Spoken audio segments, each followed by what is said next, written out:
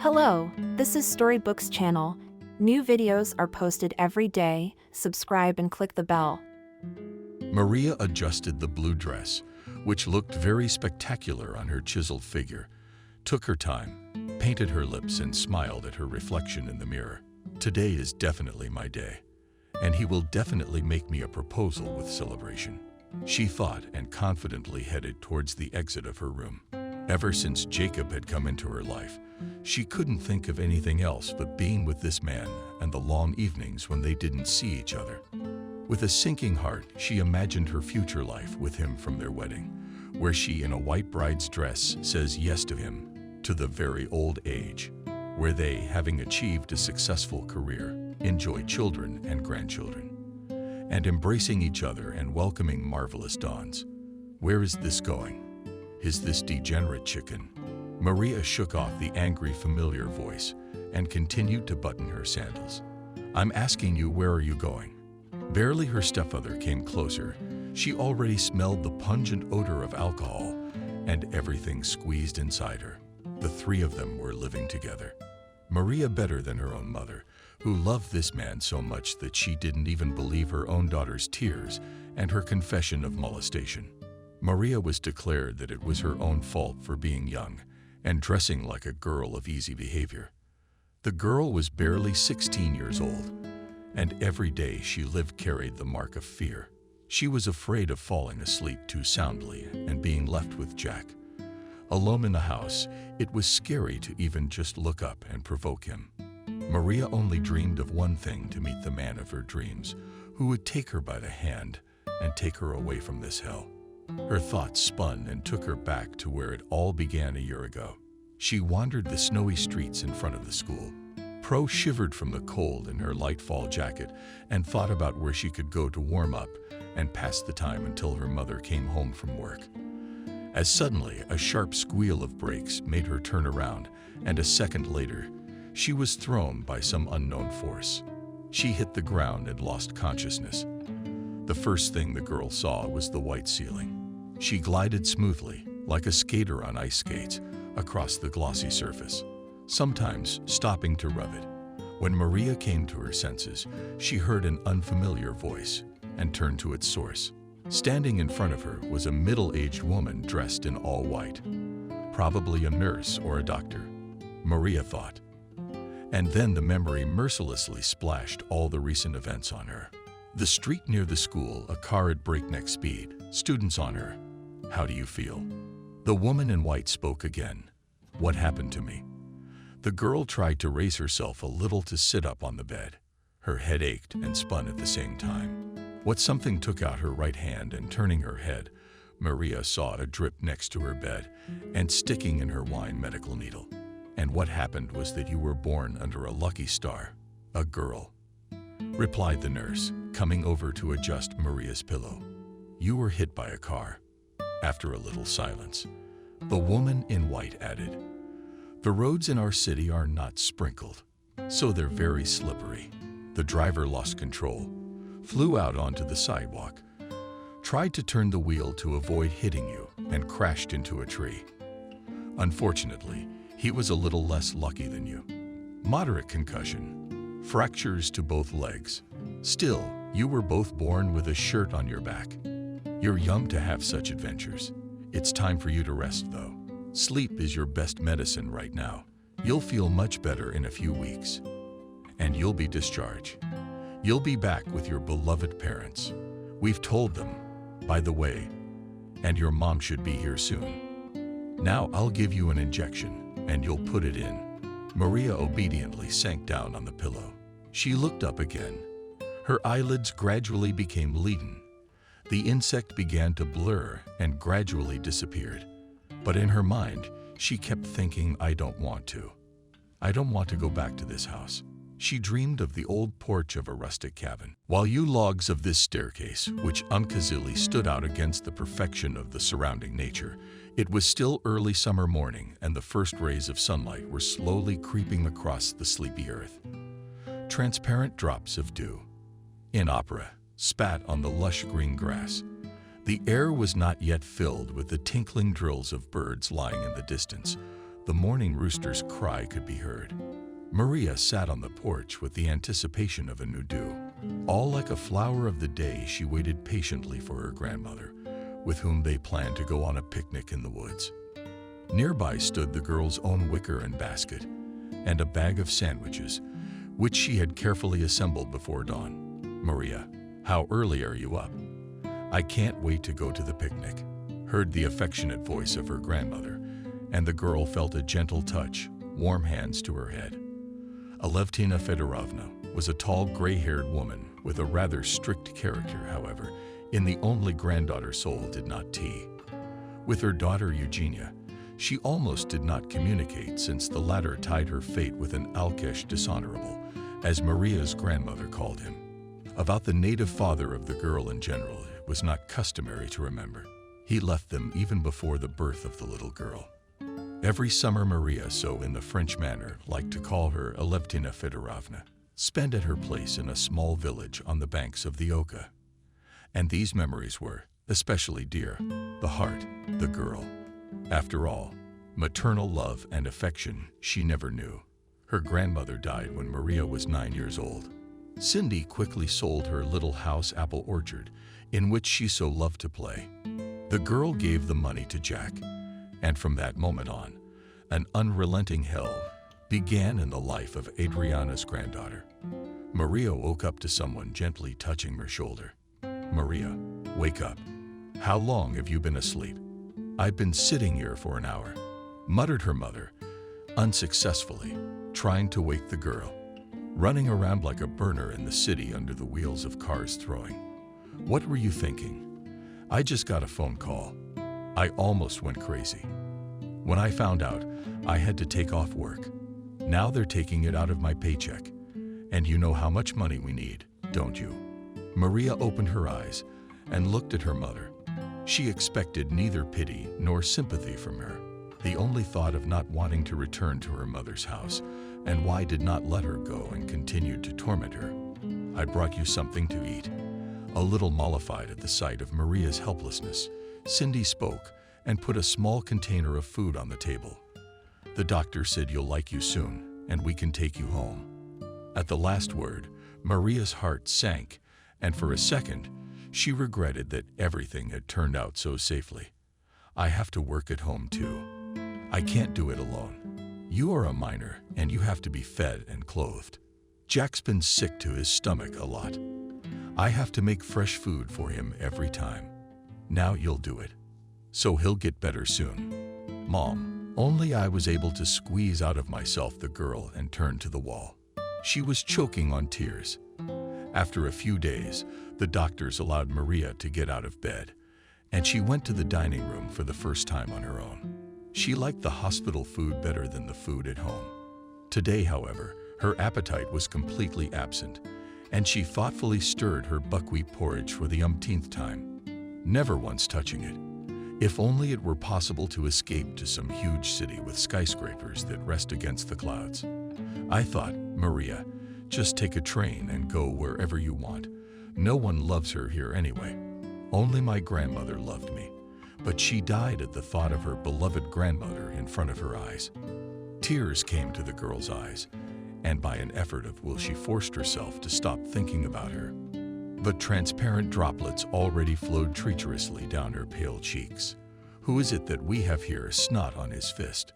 strictly asked a dense man with a good-natured face, who was not fiddling with his written and menacing appearance. "Did you think so, David?" Maria hastily wiped her tears and smiled strainedly. "It seems that I prescribed you only positive emotions and thoughts in addition to medication. Didn't I? Young lady?" The doctor didn't stop. "Mash, I understand that you are tired of being here without your family and friends. By the way, why doesn't anyone visit you? Well, forgive me for the indelicate question. In any case, soon you got better, and you won't even remember the name of your doctor. And now, good girl, have a good meal and go to your room." There you are waiting there tentatively, pushing the doorknob of your hospital room door. The first thing she felt was the slight breeze from the unlocked in her youthful stride rushed towards her and spun her around, tangling her bow and hair, tickling her face on the chair. Right beside her bed sat a man. More accurately, a very young guy. He was definitely tall. His broad shoulders obscured half of the room's window. The guy turned and looked at her. His facial features seemed very familiar to Maria. Black-colored, raven, wing, slightly waving hair over a high forehead, correct facial features and burning brown eyes. The girl lowered her gaze to his feet and shuddered. They were both in a cast. Crutches stood beside them. "You, Maria?" The man muttered embarrassedly, awkwardly, trying to raise himself up to greet her. "You've probably been told about me, about the accident that happened to us. I really wanted to see you and apologize. From the moment I came to my senses and realized that another person was hurt because of my fault and ended up in the hospital. I came as soon as the doctors let me stand up. I can't even imagine it. How do you feel? But I want to apologize to you. If you could ever forgive me." The boy spoke excitedly, and every word was difficult for him. "You're silent. What did I do to deserve this? Who would want to talk to a man who almost killed him?" he said with annoyance, and beat his right hand on one of the crutches so hard that the knuckles on his hand stood out. Maria carefully lowered herself onto the bed beside him. "It's not your fault," she whispered.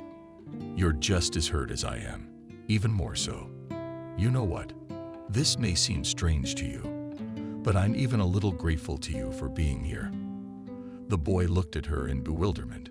Maria extended her hand to him. "Let's get acquainted."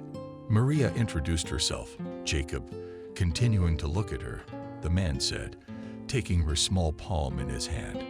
And then a series of extraordinary days stretched on. Walks with Jacob in the hospital park. Endless late-night conversations about nothing. Cute smiley faces in messages, sweets Maria accidentally found under her pillow, and her favorite white roses on the windowsill, which Jacob claimed he had nothing to do with. "Why don't you want to go home?"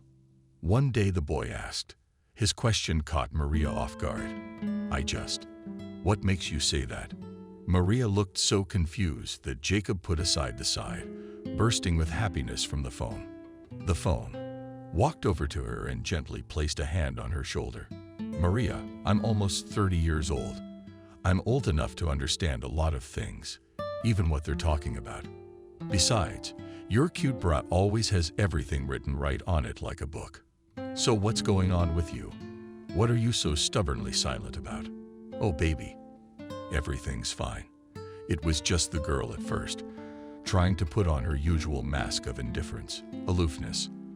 But his hand on her shoulder was so warm, strong, a studied calmness and confidence that the lump in her throat, intervening and speaking bitter pain and resentment, so deeply hidden inside, erupted into silent sobs and a whole torrent of tears. Maria had never cried even at her grandmother's funeral. She was used to being careful, obedient, diligent, obliging to anyone, but just not real and alive. Jacob hugged her gently and stroked her hair, and his shirt was all over her. Straight up deluxe. After listening carefully to her story, Jacob said firmly, "I will take you from there. Never will you suffer again." A woman's voice sounded, "Jacob," and they turned to its source, not immediately coming out of their stupor. "Jacob's son, I just got to the head doctor, and with good news. You're being discharged today, Uro." Standing in the doorway was a grown, well-groomed woman, the scent of perfume that instantly filled the hospital room. "Mom, I'd like you to meet her. This is Maria." At first it was the son, but quickly oriented herself in the situation and shamelessly movie gaze, as if X-rayed the girl. Nancy also. Mom, Jacob impatiently interrupted son gather. "We have to go." Jacob, a little confused, looked at Maria and, freed from her embrace, rose from the bed, but immediately, turning around, with a smile said, "I am always with you. Do you remember?" "I remember." Immediately shown to Moshe and hurriedly left the room. Staggering, her stepfather moved towards her and with an effort threw off the shroud of memories. Maria desperately looked at herself in the large corridor, at the mirror in it reflected pale, like a shadow blonde in a blue, denuding dress with eyes widened with horror and not matching, like a cascade of hair mother was not at home and could only count on themselves. With determined steps, Jack headed toward the girl at 6, pushed with her back the front door, which obediently opened. "Where are you going, fool?" The voice sounded faintly affectionate. Maria ran out into the yard and rushed to the gate. But as luck would have it, it jammed and didn't want to open. Maria rushed to the garage. Stepfather, chuckling, followed her. The girl's gaze fell on the chainsaw plugged in. Their house was surrounded by thick woods, and Jack often used it to cut firewood. "Stay away from me." The girl grabbed the chainsaw in desperation, pushed the button. "What's going on here?" They heard the voice of Cindy, who stood behind them and looked on in horror at what was happening. "Do you see what your daughter has gotten herself into?" Instantly taking advantage of the situation, Jack shouted, "I always told you she hates me. Why? I've always been so good to her." Cindy ran up abruptly, pulled the chainsaw out of its socket, and was instantly silent. "What are you doing? You're out of your mind." Cindy's voice was shaking and hysterical. "Mom, don't you know anything?" Maria started to say, but her mother interrupted her. "You just tried to kill my favorite person in a human being. What about me, Mom?" Tears spurted from the girl's eyes.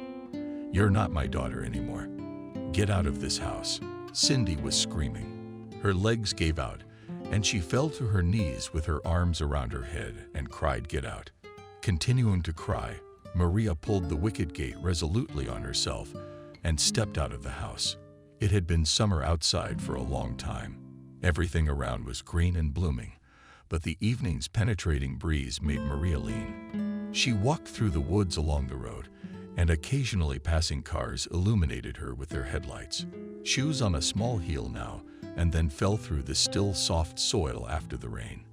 But the girl walked to the stop, not paying any attention to it. She only wanted to see and hug her Jacob as soon as possible. He would definitely save her. Maria was absolutely sure of it. "If it wasn't for Jacob, I could never have survived this," thought the girl, trying to erase from her memory the pale, hateful face of her mother. After the discharge from the hospital, Jacob and Maria did not part for a single day. He would pick up and eat school, feed her a delicious lunch, and they would take romantic walks around the city, holding hands, or went to the movies, never wondering what the session was. The guy worked in a prestigious law office, dreaming of a brilliant career in the big city. He spent a lot of time for additional training. The young man's ambition was to conquer Los Angeles, and often he and Maria would discuss at length how great it would be to live somewhere on the Los Angeles waterfront and admire the marvelous sunsets. Finally, a stop for transportation came into view. Maria sped up to catch the shuttle to the city. "I should call Jacob to meet me," the girl thought, and reached into her purse. The clutches on her waist fumbled for her passport cover. She continued to fumble in all the pockets, but at the same second, a scene of an hour ago arose in her memory, and the girl remembered with annoyance that she had forgotten her cell phone on the table in the hallway. "Nothing. I'll come to my lover myself. After all, I so today wanted to surprise him," calmed herself Maria, and turning to the window, began to watch the quickly glimmering all the forest. An hour later, she was already walking along a familiar city street. It was already dark, and the girl hurriedly turned to the right entrance. It was only a few floors up, and Maria stood at the front door where Jacob lived, having pressed the bell button a couple of times. Maria was upset that the guy was not home, but hearing the footsteps, the sound of the door lock opening, machinally tried to stroke her tangled hair. On the threshold stood Nancy, Jacob's mother. Maria had only met her a few times since the day she had first seen her at the hospital. She felt that this woman had a keen dislike for her, an origin that remained, to the girl, a mystery. "Jacob is at home?" shyly asked Maria. "What did you want?" Not at all ceremonious, asked Nancy a question. "I wanted to see him." Maria tried to pass into the apartment, but the woman, taking a step towards her, blocked the front door. "Listen to me," Girl, this is ticklish, every word uttered Jacob's mother. My son is a successful young man. He has a very bright future. And I'm not going to let some little girl with bad heredity and crazy parents ruin him. Besides, he has a fiancé. At the last word, Maria looked absent-mindedly at Nancy, disbelieving, smirked satisfied with her triumph, and the woman. She opened the door ajar so that the girl could see the living room. There was a family atmosphere at the festively set table. Father Jacob was pouring champagne into glasses. Across from him, Maria saw Jacob himself. He was laughing happily and hugging the unfamiliar girl sitting next to him, who was also smiling, slightly leaning her head against his shoulder with a stone face. Maria turned away from the door and, without waiting for the elevator, ran on foot. On the first floor, her strength left her. She sat down on the cold stairs. Her temples were pounding, her heart was pounding, and there was only one thought in her head. It couldn't be. Jacob couldn't have done this to me, but his happy face and the stranger beside him persisted in front of my eyes. It was already the 12th hour of the night, when David finished his tour of duty at the hospital. The day was very hard, and already not young man tiredly sank down on a chair. He thought glumly as he took off his medical coat. It's even scary to think how it might end. He slowly descended to the first floor, walked to the reception desk, pushed open the glass door, and greedily breathed in the fresh night air. David, the man, shuddered in surprise and turned his head to stare at the silhouette of a woman sitting on a bench outside the hospital. Maria, what are you doing here? Recognizing the girl, sternly asked the doctor. Seeing that she was shivering from the cold, he took off his visage and put it on her shoulders. Maria covered her face with her hands and cried, "Let's go. There is a 24-hour coffee shop not far away. You must be hungry. We'll have some hot tea, and you'll tell me all about it." They sat in a small, cozy cafe right in the center of the city. David was smiling slightly, looking at Maria's cheese pizza. She was no longer shivering from the cold and played. The one brought by the waiter was now lying on the stove, on the chair next to the girl. "Just please don't send me home." With terror in her eyes, the girl whispered, having finished her story. "But what do you intend to do, young lady?" He looked at her anxiously over his glasses. "I have a dream." Pensively looking somewhere in the distance, said the girl. It was early morning when they stood on the platform of the train station. People were coming and going, carrying their suitcases, cheering someone when they met, crying and hugging each other before the separation. "I don't know if I'm doing the right thing." David shook his head. "Life will tell if it's right or not. But you're so good to me. You know, if it hadn't been for you, I would never have made it." Maria smiled bitterly. "Don't ever say that, you hear? I want you to know that in you there is a huge, indestructible strength, which will always help you in life. This will cope with any situation and further become even stronger." "Just say I'm strong," David demanded. "I am strong," said Maria, "really," in the voice of a suddenly grown-up child. "Oh, I think we have a train coming." Listening to the announcements of the station duty officer, worried the girl. "It's all right. We'll make it," said the doctor and gave Maria a small bag. "Here is some money and a cell phone for communication, in which I have already entered the contacts of my daughter. She is a medical student and lies alone. You will stay with her for the time being. Take care of yourself, young lady." A fatherly hug for David. "Thank you for everything." Maria's eyes glistened with tears, and for the first time in months, they were tears of joy. The train moved off, and Maria couldn't stop looking at her family. Once a city gradually merging with the horizon, trying to memorize it to the smallest details, until it finally disappeared into the fog. First time in Los Angeles. Several hours of silence, and the measured clatter of the wheels was suddenly interrupted by a curious voice. Across from Maria sat a full elderly woman wearing glasses and a large hat that made her look like a huge mushroom. She held a small book with a bookmark in the middle and smiled as she looked at the girl. Maria nodded, and the mushroom grandmother continued. "My children and grandchildren all live in Los Angeles. And what did they find there? It's not clear. who studies, who works. Good for them. I got to travel all the time. I spend half my life on the road. Well, how can I not see blood? They want me to move in with them. But how can I leave my town? And my mom's all alone. You have to help her. She's the dearest person in the world. Why did only your father see you off? Suddenly, her grandmother looked at Maria with curiosity. Maria looked at her in confusion, thinking what to say. But they were interrupted by the conductor who entered the compartment. In his hands, he held a tray with several glasses of tea and solemnly announced Los Angeles. 20 minutes later, Grandma lit up. Gathering her things spread out on the bed into a large bag on top. Stepping out of the train car, Maria found herself in a huge, noisy, as if living train station. She was a little confused. She pulled out her cell phone and called her daughter David. Emily was older than Maria. She was in her 3rd year of medical school. I'm going to be a 4th-generation doctor, she said proudly. When I was a kid, my dad always took me to the hospital with him. And my favorite toy was a children's suitcase with medical instruments. First, I treated dolls and my soft toys. Then I got to my household and friends in kindergarten. Emily laughed. What do you plan to do? She asked the girl. I graduated from school with a gold medal and plan to go to university. I always dreamed of becoming a psychologist and helping people, answered Maria. That's great. So we're almost colleagues. Your mom must be proud. Emily was embarrassingly silent. I'm sorry, my dad told me all about you. You're a very strong girl. They drove to Emily's house in silence and stopped at the entrance of the high-rise building. Noticing Maria, surprisingly, Emily winked.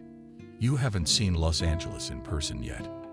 They went up to the 21st floor and opened the front door with the key and found themselves in a spacious multi-level studio with panoramic chalk windows. Maria involuntarily admired the view of Los Angeles. For a moment, it seemed to her that she was asleep, and it simply could not be in reality. She was about to be awakened, and she would find herself back in Colorado, in the same house. Where was Maria? What are you doing up? Hurry up and sit down, and let's eat breakfast. Emily was in full swing on the bed, on the chair on which there were already 2 cups of fragrant coffee on a plate, appetizingly arranged croissants with ham and cheese. Oatmeal porridge was cooking on the stove. Emily, tell me honestly, I won't embarrass you if I live here for a while. I plan on getting a job and a place to live. I've got the whole summer ahead of me. I have to get ready for university. I'm very grateful to you. But I realize very well that I won't be able to use your kindness all the time. And it's time for me to start taking care of myself, Maria said thoughtfully. Maria, don't hurry. You can stay for any period of time. And I assure you that you will not be a burden to me. You know, I'm an extrovert. I need companionship all the time. And honestly speaking, I'm a little sad. Emily's one persuasive voice. Anyway, you get settled in. I have to go to university. I have hospital duty tonight. Tomorrow we can spend the whole day together. I'll show you around Los Angeles. Your bed's upstairs, bathroom, clean towels. In the closet you can take any clothes you want and change. The girl grabbed her purse and headed for the exit. Thank you again, Maria smiled. She slowly drank her coffee. She took a shower and changed her clothes, finding the simplest long-sleeve dress in her closet. Sitting down on the wide windowsill, Maria pulled out her cell phone and downloaded several job search apps at once. Immediately putting the filter without experience, she delved into studying the vacancies. There were many options: waiters, administrators, salespeople, consultants, operators of checkout points at Marketplace. They're signed up for several interviews. The girl began to study the conditions of admission to several universities at once. It was well past 12 o'clock when she put aside her cell phone glance. Her again fell on the beautiful landscape outside the window.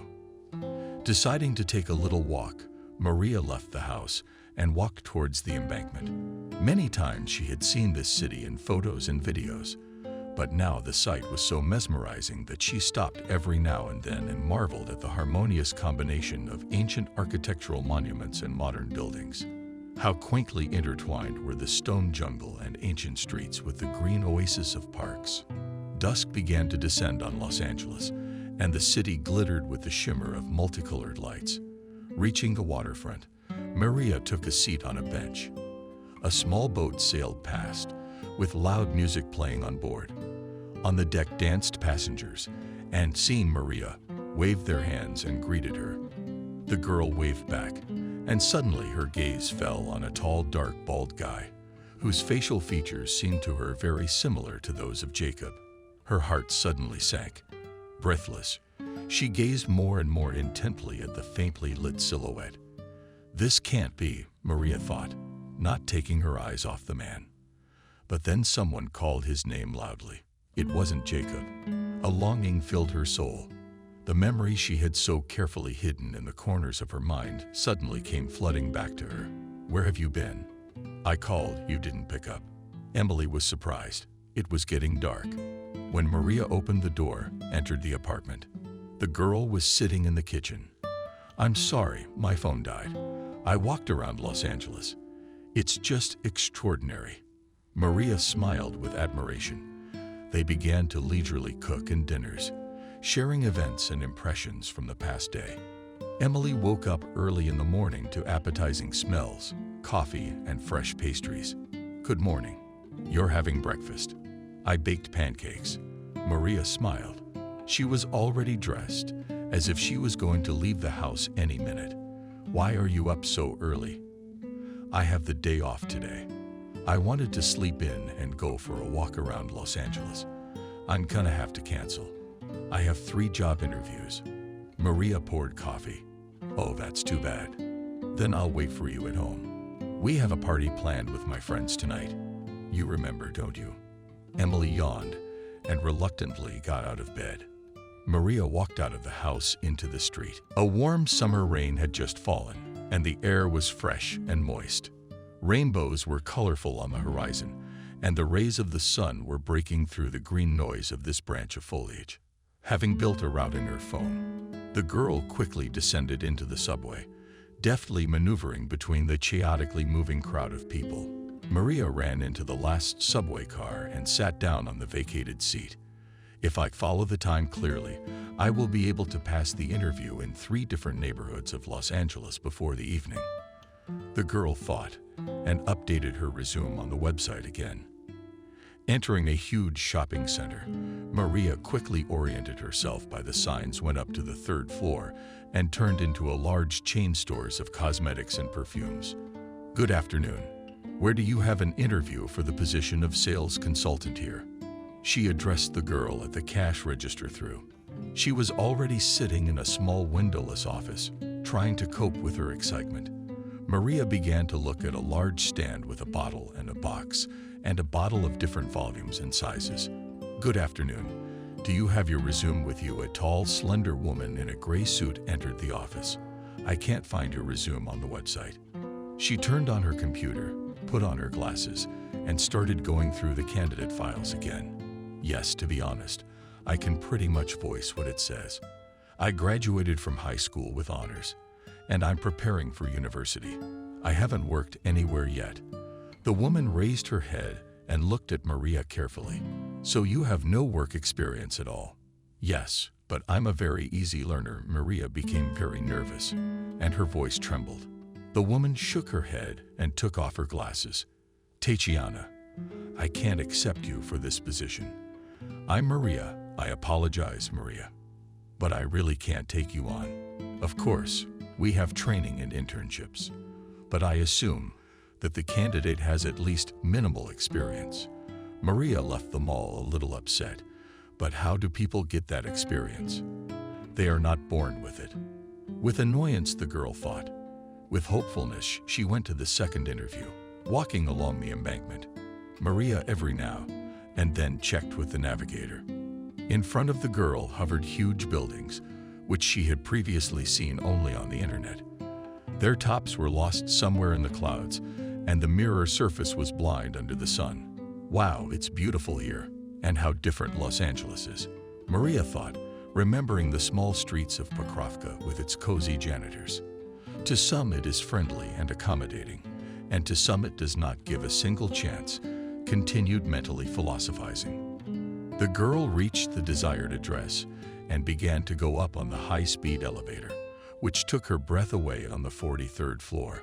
The elevator stopped and Maria hurriedly opened the website to see the number of the office where the interview was taking place. Standing near the door was a pretty girl in jeans and a fat girl with long loose hair, looking like Rapunzel from a cartoon. "Are you being interviewed?" Rather smiling broadly, she hurried to Maria. Maria found herself in a large conference room with panoramic chalk windows. In the center stood a white plastic board with multicolored markers. Next to it stood quite a large number of chairs arranged in several rows. The girl took an empty seat. "Are you at the interview too?" A young girl with big frightened eyes sat beside her. In her hands, she nervously twirled her cell phone. "Attention, we begin," loudly spoke Rapunzel, and clapped her hands, attracting everyone's attention. "I want to introduce you the director of our company, James." Let's welcome. In the hall there were liquid claps and silence. "I can't hear you." The girl from the cartoon, waving her long hair. "Doesn't anyone here need a job?" A man in his 40s in a brown suit and a white shirt that was so tight on his big belly that it looked like it was about to burst. "We are all here to make things happen." James began his speech, stretching his words. "There is no ceiling on revenue in the company of which I am a director. Working a regular job, you will always be limited by your salary. I am here to teach you how to make big money and create your own business." "I don't understand." On the phone, I was told that the vacancy here is on a competitive basis, and here they are talking about some kind of business. The girl with big brown eyes whispered in bewilderment. "Now the whole world has moved online, and I will teach you how to create your own business and how to develop it later." "And can we get to the point? What is required of us?" A man in the front row couldn't stand it after 20 minutes of the director's promising speech. "You need to take a training course where I and my staff will help you create your own store online and get your first income. There is a fee for the training." Questions were heard from everywhere. "You must realize that free cheese only comes in a mousetrap." "The hands of a pot-bellied man. But I promise you that very soon you will be able to earn your first big money." A rumble of disgruntled voices went up. One by one, people began to get up and leave. A cry came from the eyes. Maria's roommate also got up and hurriedly headed for the exit. When there was no one left in the room, and James and Rapunzel were gesticulating vigorously, discussing something animatedly, Maria approached them. "How much does this training cost?" She looked questioningly at the director. "What is your name?" "Girl?" asked James, and looked at her interestedly. "Come sit down, Maria." The man gestured her to a chair and sat down next to her. "The tuition is $3,000, but I think it's a life-changing investment that will pay for itself in the first few months of your business. But I don't have that kind of money. I'm looking for a job on my own. Perhaps your parents or friends will help you. Will you be able to break even soon?" "I'm sorry, it doesn't suit me." Maria got up and walked resolutely towards the exit. What kind of day is today? She thought with despair as she headed for the interview. You need either experience or money, and I have neither. There is always hope. I will definitely find a job, she reassured herself. When she got to Arbetskaya, she got out of the subway and immediately saw a restaurant with a beautiful facade. Going inside, she approached the bartender and said that the restaurant manager was waiting for her. At the interview, a young man asked about the cathedral counter. Maria nodded affirmatively, and in front of everyone not far away began to wait and curiously looked at the fancy interior of the establishment. You must be Maria. A short, middle-aged woman approached. Come with me. They entered the door with assigned staff room and, walking down a dark corridor, found themselves in a small, cozy office, a large safe, and a leather armchair. A woman introduced herself. My name is Christina. I am the manager of the restaurant. Please tell me about yourself, Maria, she asked. If you don't mind, I lit a cigarette, and without waiting for an answer, she pulled out a small red purse, as you already know. My name is Maria. I graduated with honors and I can't find a job. Experience is required everywhere, said Maria, and then mentally regretted her last words. You can't say that at a job interview. You should present yourself at your best, not complain, she thought. Christina looked at her carefully and puffed on her cigarette. Why, no experience in anything at all, she thought for a moment. The thing is, we need a hostess. Your looks are very good, Maria. But understand, we have an elite restaurant complex, and this position implies not only a beautiful face and figure, as well as a clear knowledge of etiquette, rules of communication with guests, and sufficient stress resistance. After all, the door to the office opened abruptly, and on the threshold appeared a very tall, well-groomed man with long blonde hair, gathered in a ponytail. On his face, red barely concealed irritation. Christina, what the hell is this batch of seafood? He began, and instantly fell silent. Seeing Maria in the office, and you are not alone, even more annoyed, he muttered. Maria is already leaving. Really, Maria realized, replied Christina. Maria, barely holding back tears, rose from her chair, said goodbye, and went out into the corridor. Working a regular job, you will always be limited by your salary. I am here to teach you how to make big money and create your own business. I don't understand. On the phone, I was told that the vacancy here is on a competitive basis, and here they are talking about some kind of business. The girl with big brown eyes whispered in bewilderment. Now the whole world has moved online, and I will teach you how to create your own business and how to develop it later. And can we get to the point? What is required of us? A man in the front row couldn't stand it after 20 minutes of the director's promising speech. You need to take a training course where I and my staff will help you create your own store online and get your first income. There is a fee for the training. Questions were heard from everywhere. You must realize that free cheese only comes in a mousetrap, the hands of a pot-bellied man. But I promise you that very soon you will be able to earn your first big money. A rumble of disgruntled voices went up. One by one, people began to get up and leave. A cry came from the eyes. Maria's roommate also got up and hurriedly headed for the exit. When there was no one left in the room, and James and Rapunzel were gesticulating vigorously, discussing something animatedly, Maria approached them. How much does this training cost? She looked questioningly at the director. What is your name? Girl? Asked James and looked at her interestedly. Come sit down, Maria. The man gestured her to a chair and sat down next to her. The tuition is $3,000, but I think it's a life-changing investment that will pay for itself in the first few months of your business. But I don't have that kind of money. I'm looking for a job on my own. Perhaps your parents or friends will help you. Will you be able to break even soon? I'm sorry, it doesn't suit me. Maria got up and walked resolutely towards the exit. What kind of day is today? She thought with despair as she headed for the interview. You need either experience or money, and I have neither. There is always hope. I will definitely find a job, she reassured herself. When she got out of the subway and immediately saw a restaurant with a beautiful facade. Going inside, she approached the bartender and said that the restaurant manager was waiting for her.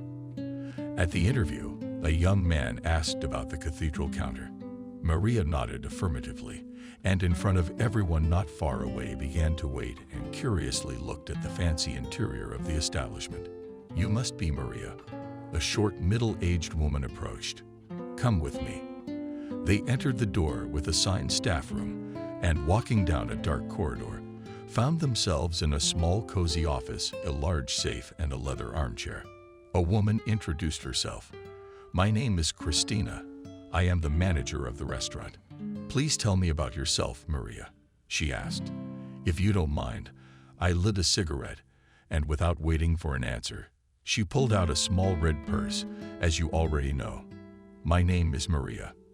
I graduated with honors and I can't find a job. Experience is required everywhere, said Maria, and then mentally regretted her last words. You can't say that at a job interview You should present yourself at your best, not complain. She thought. Christina looked at her carefully and puffed on her cigarette. Why, no experience in anything at all. She thought for a moment. The thing is, we need a hostess. Your looks are very good, Maria, but understand, we have an elite restaurant complex, and this position implies not only a beautiful face and figure, as well as a clear knowledge of etiquette, rules of communication with guests, and sufficient stress resistance.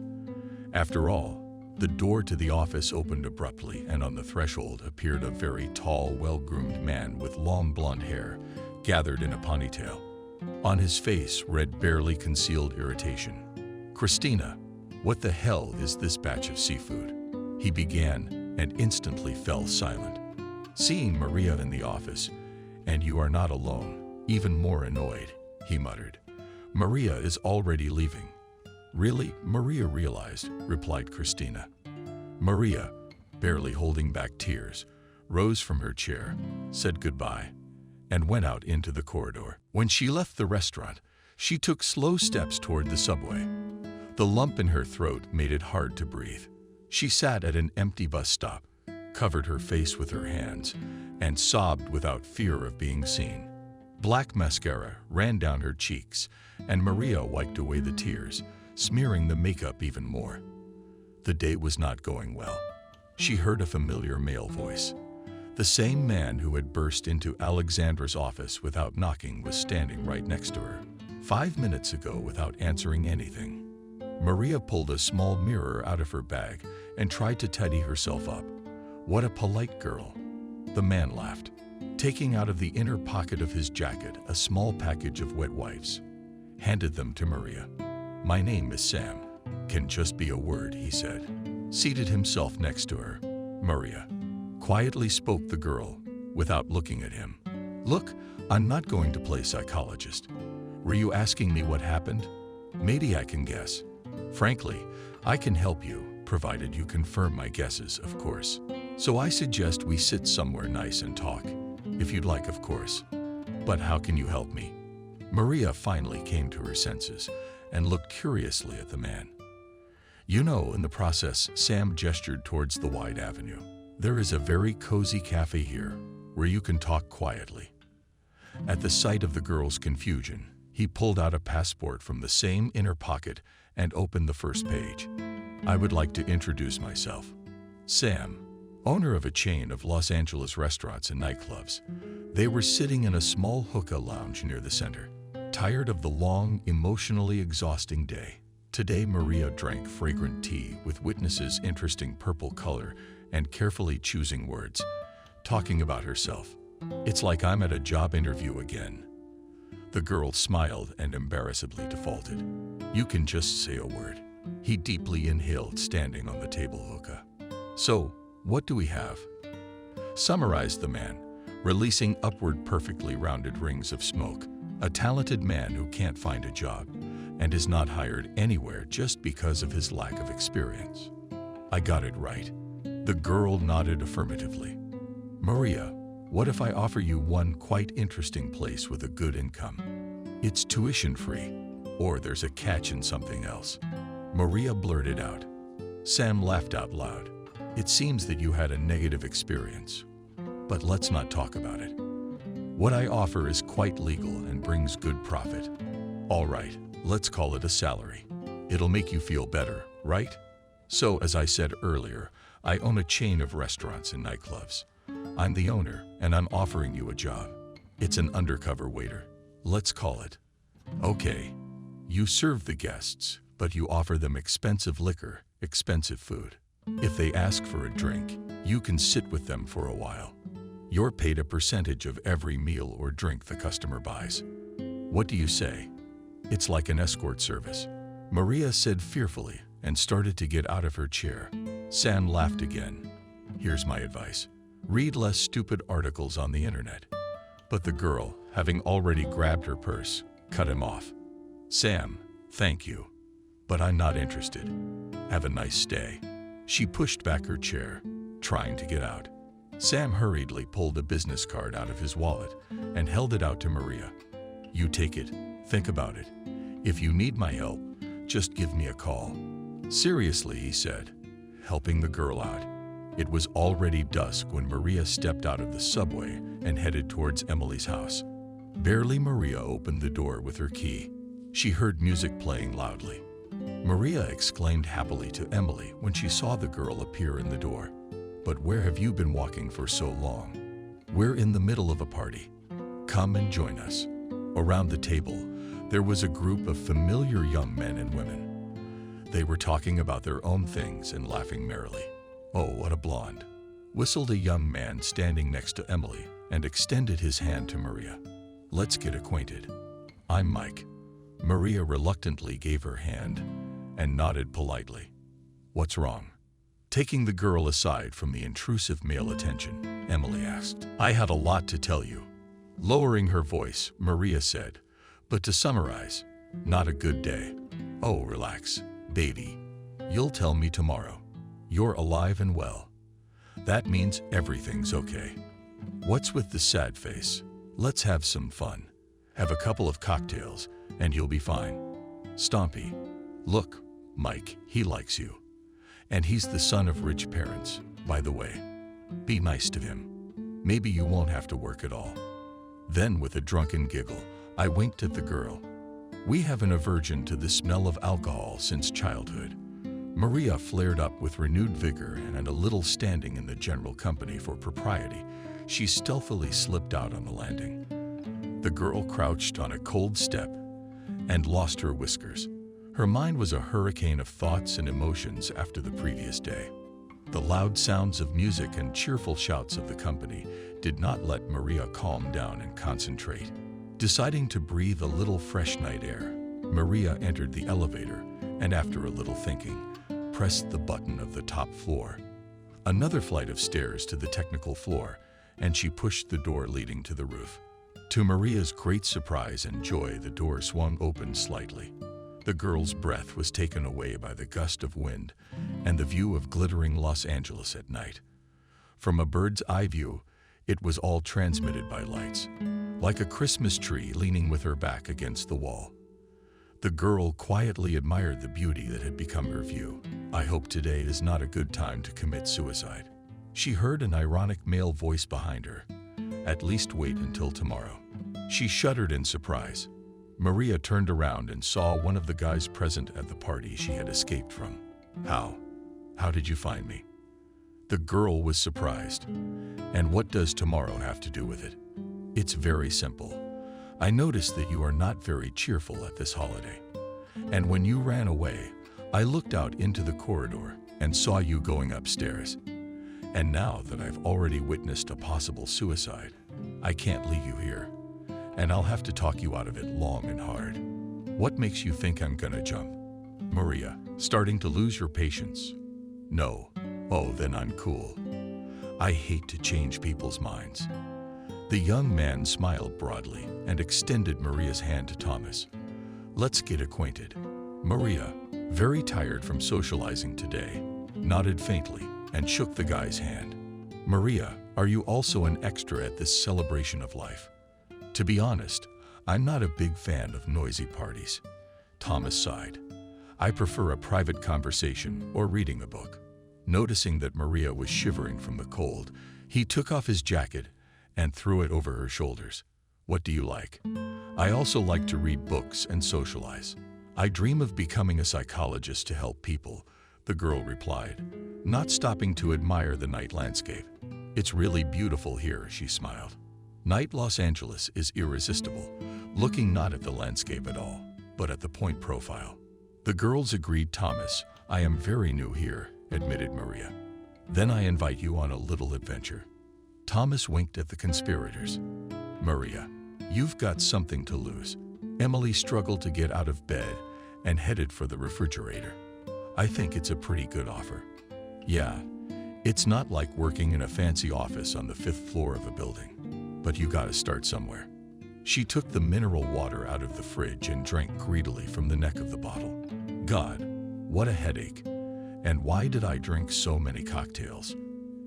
And you know, I'm a little sorry that I immediately burst out and ran away, without listening to Sam.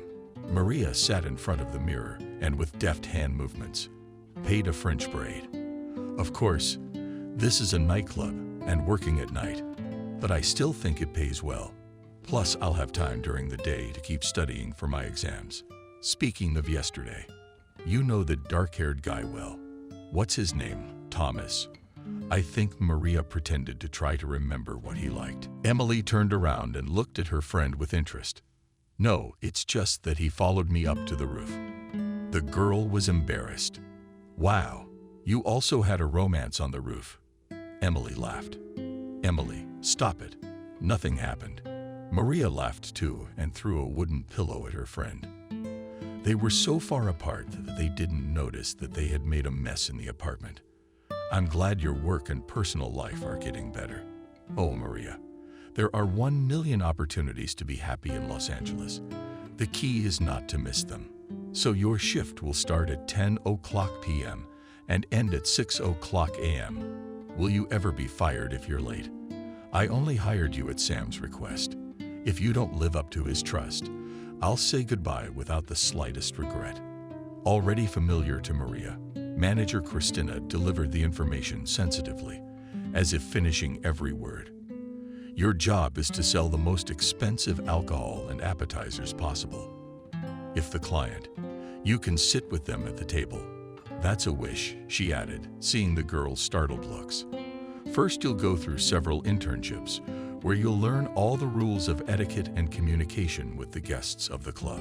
But remember, the main thing is by no means. Whatever happens, you have no right to be rude to guests or disrespectful to them.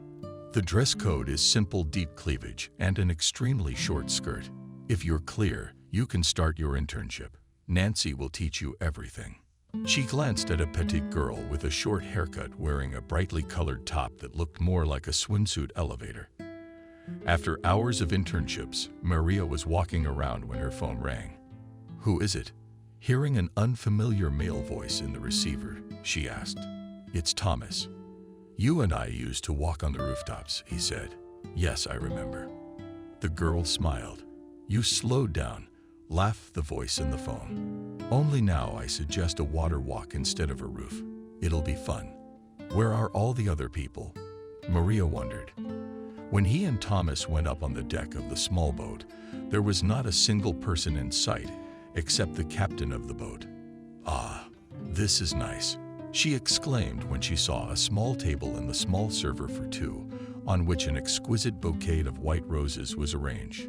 A large plate of juicy strawberries stood out a bright red spot on the snow-white tablecloth. And me nice, filled with all kinds of appetizers of cheeses, dried fruits, and nuts. They caught my eye. I guessed the colors. Thomas asked hopefully, pouring the champagne into glasses.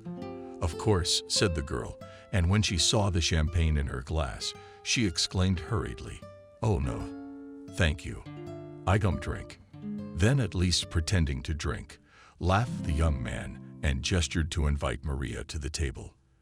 They chatted and laughed casually, and wonderful views of the temple floated past them, illuminated by the different colors of the park's alleys.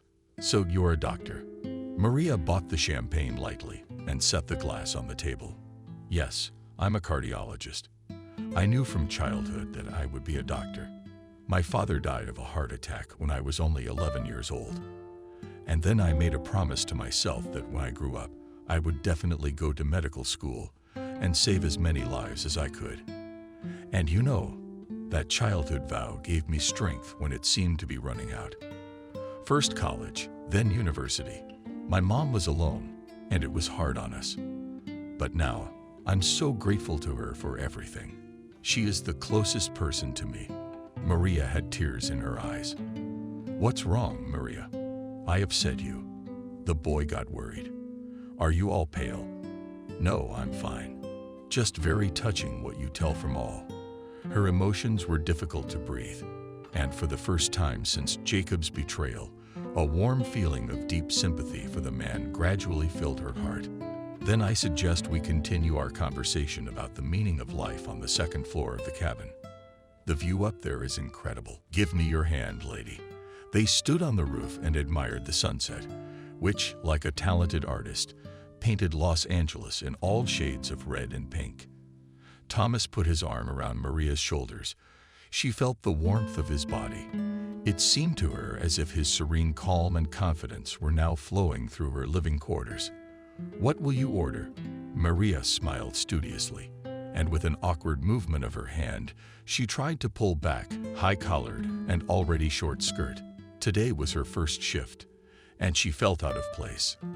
The girl was constantly overcome with doubts. It was only by an effort of will that she kept herself from running away from this place. At first, the working shift was only a few hours, and it seemed to her that she had been working here for a week, like a robot, smiling and giving out carefully memorized to communicate with customers, phrases and names of changes in the bar list. Maria mentally reassured herself that she would soon get used to it and would stop noticing the deafeningly playing music, bright light flashes, and drunken men and women. "You don't move awkwardly on the dance floor, I see you've gotten the hang of it."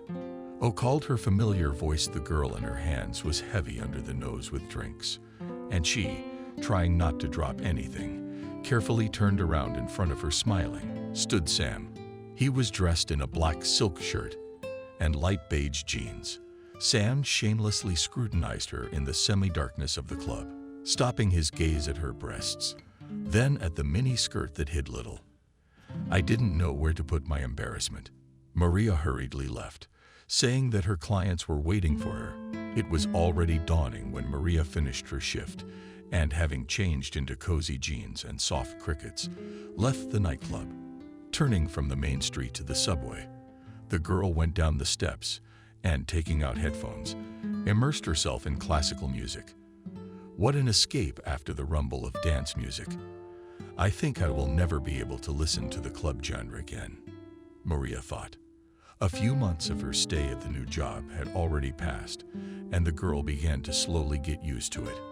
But her habit was of a more humble nature. At work, she tried not to stand out and dressed modestly whenever possible. She knew her duties by heart. There was only a little more to go, the girl said to herself through gritted teeth. Every day was similar to the previous one. In the morning, she returned from the club, set the alarm clock, and went to bed. Exactly at 12 o'clock to the elevator, in herself a huge cup of American. Maria would sit down at her psychology textbooks and study until late afternoon. Then she would hurriedly get ready for work. It was Groundhog Day all over again.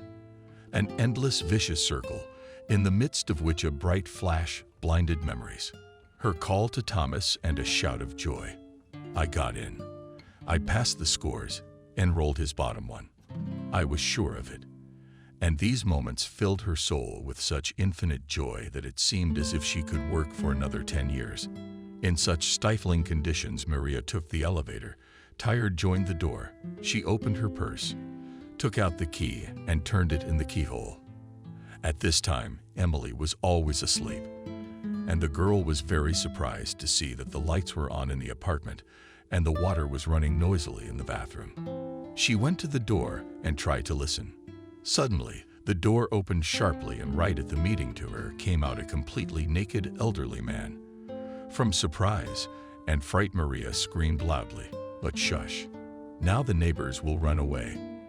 The exquisite Emily appeared from the room and handed the man towels, which he immediately turned to meet William. As if nothing had happened, she continued, unable to bury a word. Maria silently sat down on the windowsill and looked at the passers-by hurrying to work.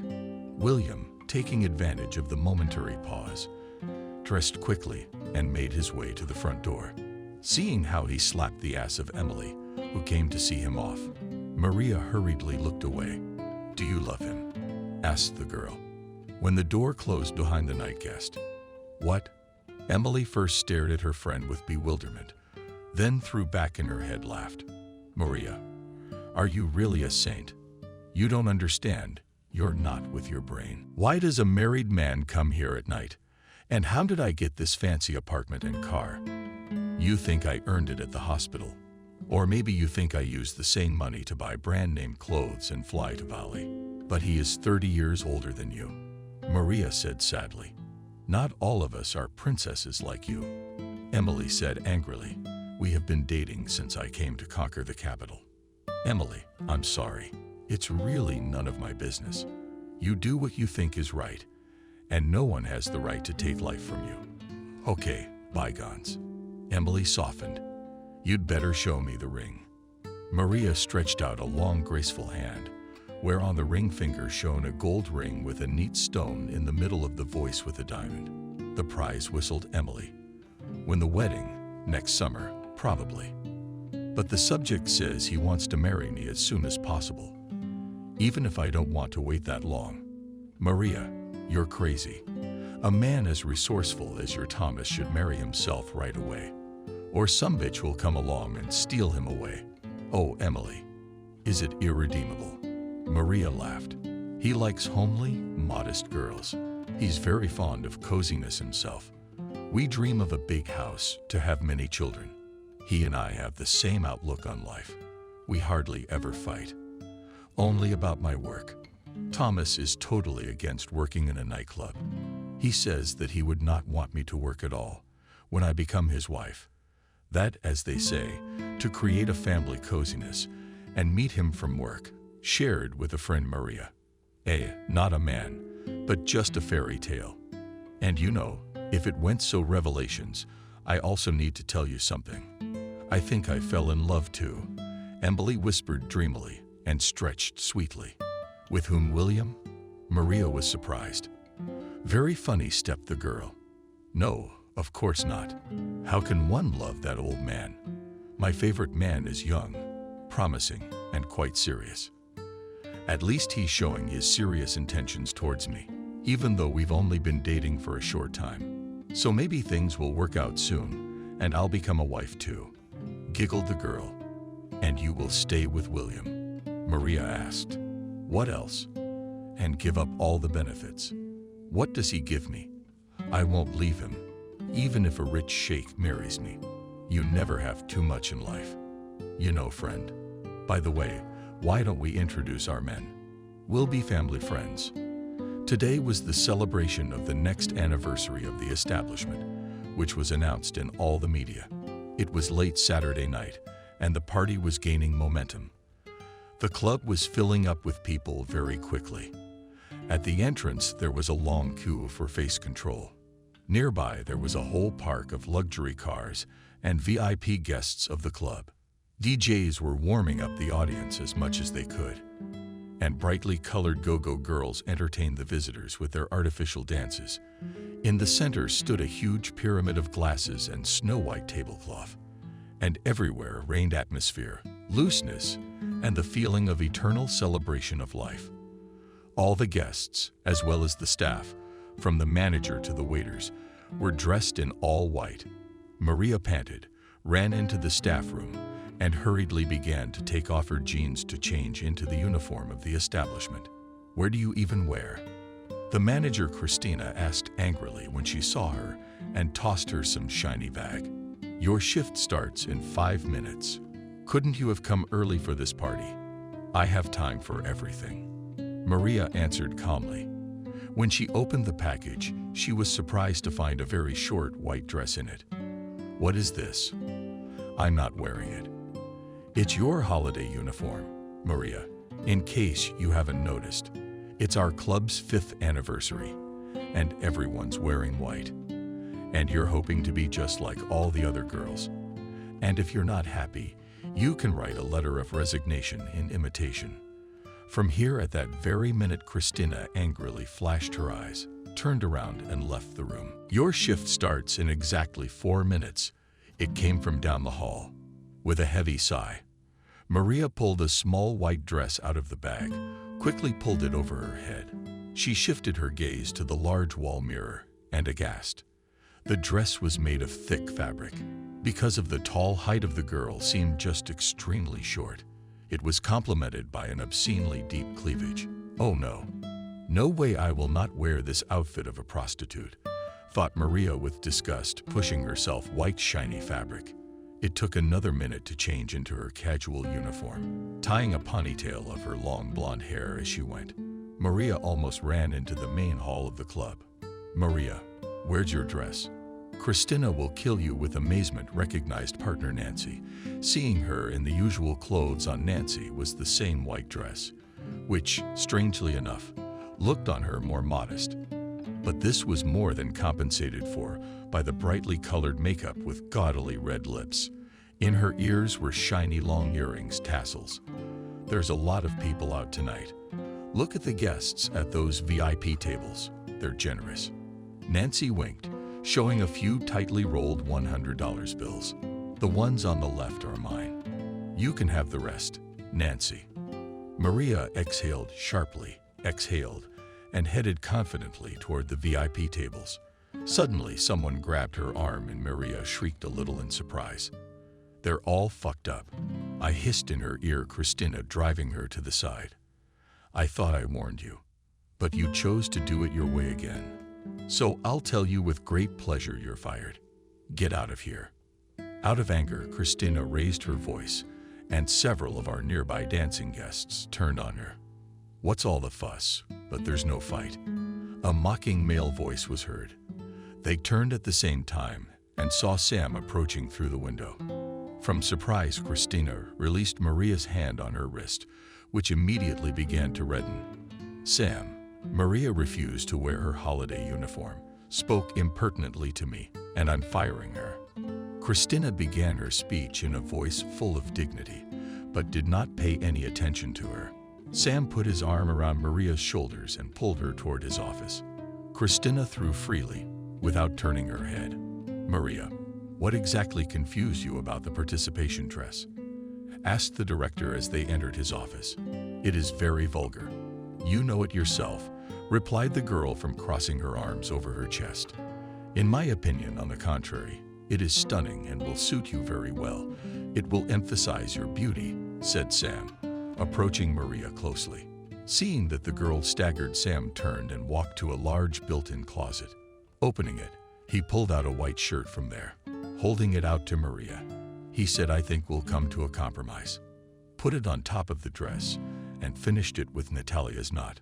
That way you'll look in the festive style of our club and stop being self-conscious. What are we standing here for? Quickly change and get to work. Baby, he commanded and opened the office door for Maria. I thought you were fired. Did you see that bitch dragging you out? Nancy was surprised. When her partner showed up, a minute later Maria was standing in front of the guests, smiling dazzlingly. Can I offer you something special from drinks or maybe appetizers? In a polite voice, she asked. At the table sat a man and a red-haired girl. All of them were openly looking at the girl from head to toe, and Maria tried to discreetly pull the short hem of her dress lower. Beautiful long legs, stated the gray-haired man, with a beard spread out in a leather armchair to smoke a hookah. And there's nothing to be shy about. What's your name? Maria, the girl replied lightly.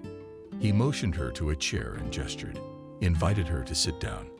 My name is Chuck, and these are my friends. Maria, if you would be so kind as to grace our evening with your presence. The girl sitting across from him shook her lips contemptuously and turned away. Maria sat down in the chair, and Chuck opened the menu. What do you recommend as a local expert? Smiling, he asked, sitting closer to her. I want to order all the items on the menu. After a brief discussion, a man announced as the waiter approached their table and the most expensive champagne the bar had for Maria. The friends seated at the table raised their heads in surprise at Chuck. I don't drink alcohol. Maria blushed with embarrassment. You'll have to. A man sitting across from Chuck with a cigar laughed. Why did it fall out of his mouth? Maria got up from the chair and, apologizing, headed for the ladies' room. Where are you going? When she came out as if from under the ground. Sam appeared in front of her. Maria, you made a big score. Chuck, I'm thrilled with you. He texted me that he doesn't want you to leave tonight. So don't leave the table and run away from him in the hall. You don't actually own me. Maria glared at me. Of course not. Girl. Reconciliatory, began Sam, and his voice sounded a little ingratiating.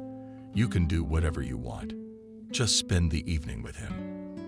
And then it's up to you. The fun had already reached its peak.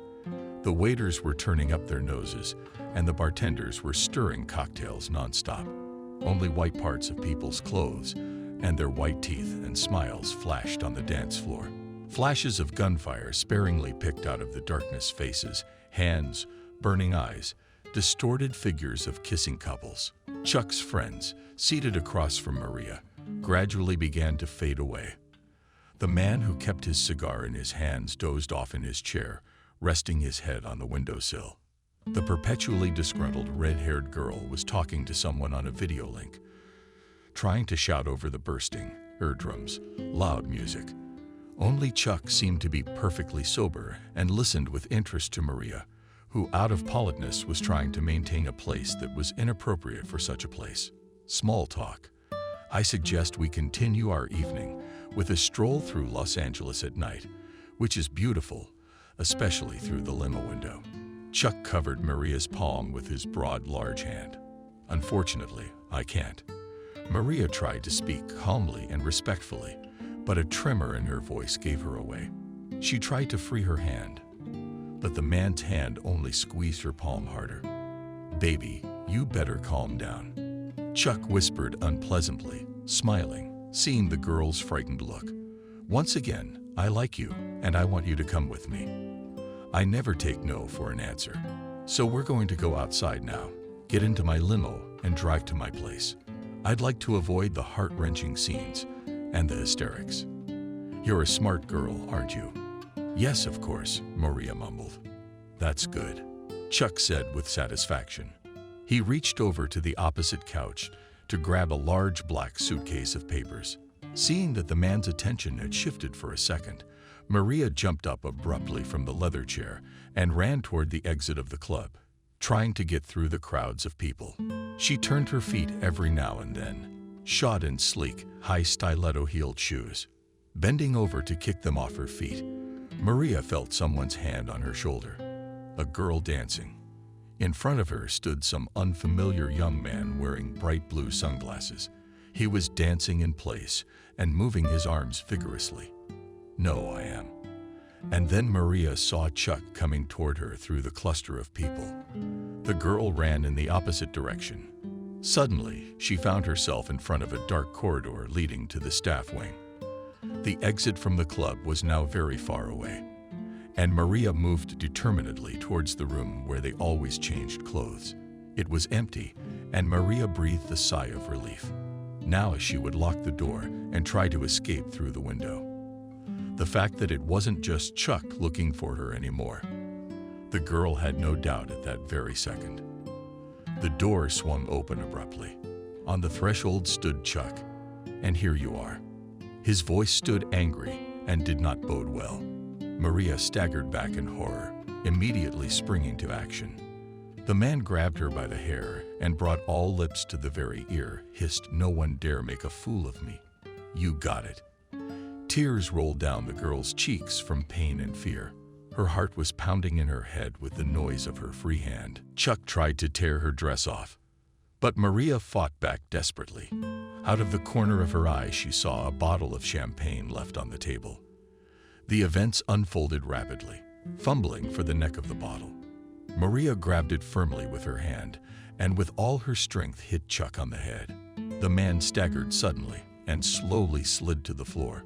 Maria looked in horror at the man prostrate on the floor, blood trickling from his head. He did not move. "What have you done?" Her stupor was interrupted by the sudden appearance of Sam. "You have no idea who he is.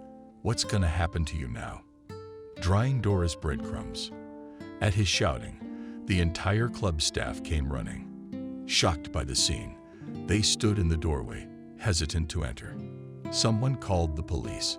Everything after that was a blur. Maria was handcuffed and roughly pushed into a patrol car. They took her to the station. "I told you everything. He tried to rape me. I defended myself. Let me make a call." Maria sat in the office. The interrogators tried to patiently answer his questions. "Maria, it's not that simple. Are you charged with murder? As far as I know, you spent all evening and all night at the dead man's table. What was your purpose in doing so?" Did you have a prior relationship with her or perhaps an acquaintance? The questions came one after another, but Maria was tormented and tormented by only one. Why? Why did this happen to me? I could have avoided it. I could have avoided going to that nightclub. I could have avoided sitting next to that Chuck. Thought, shaken girl. So until we've questioned all the witnesses, you'll stay here for at least 24 hours until all the circumstances are clarified. Interrupted her musings the voice of a policeman. You can make one call.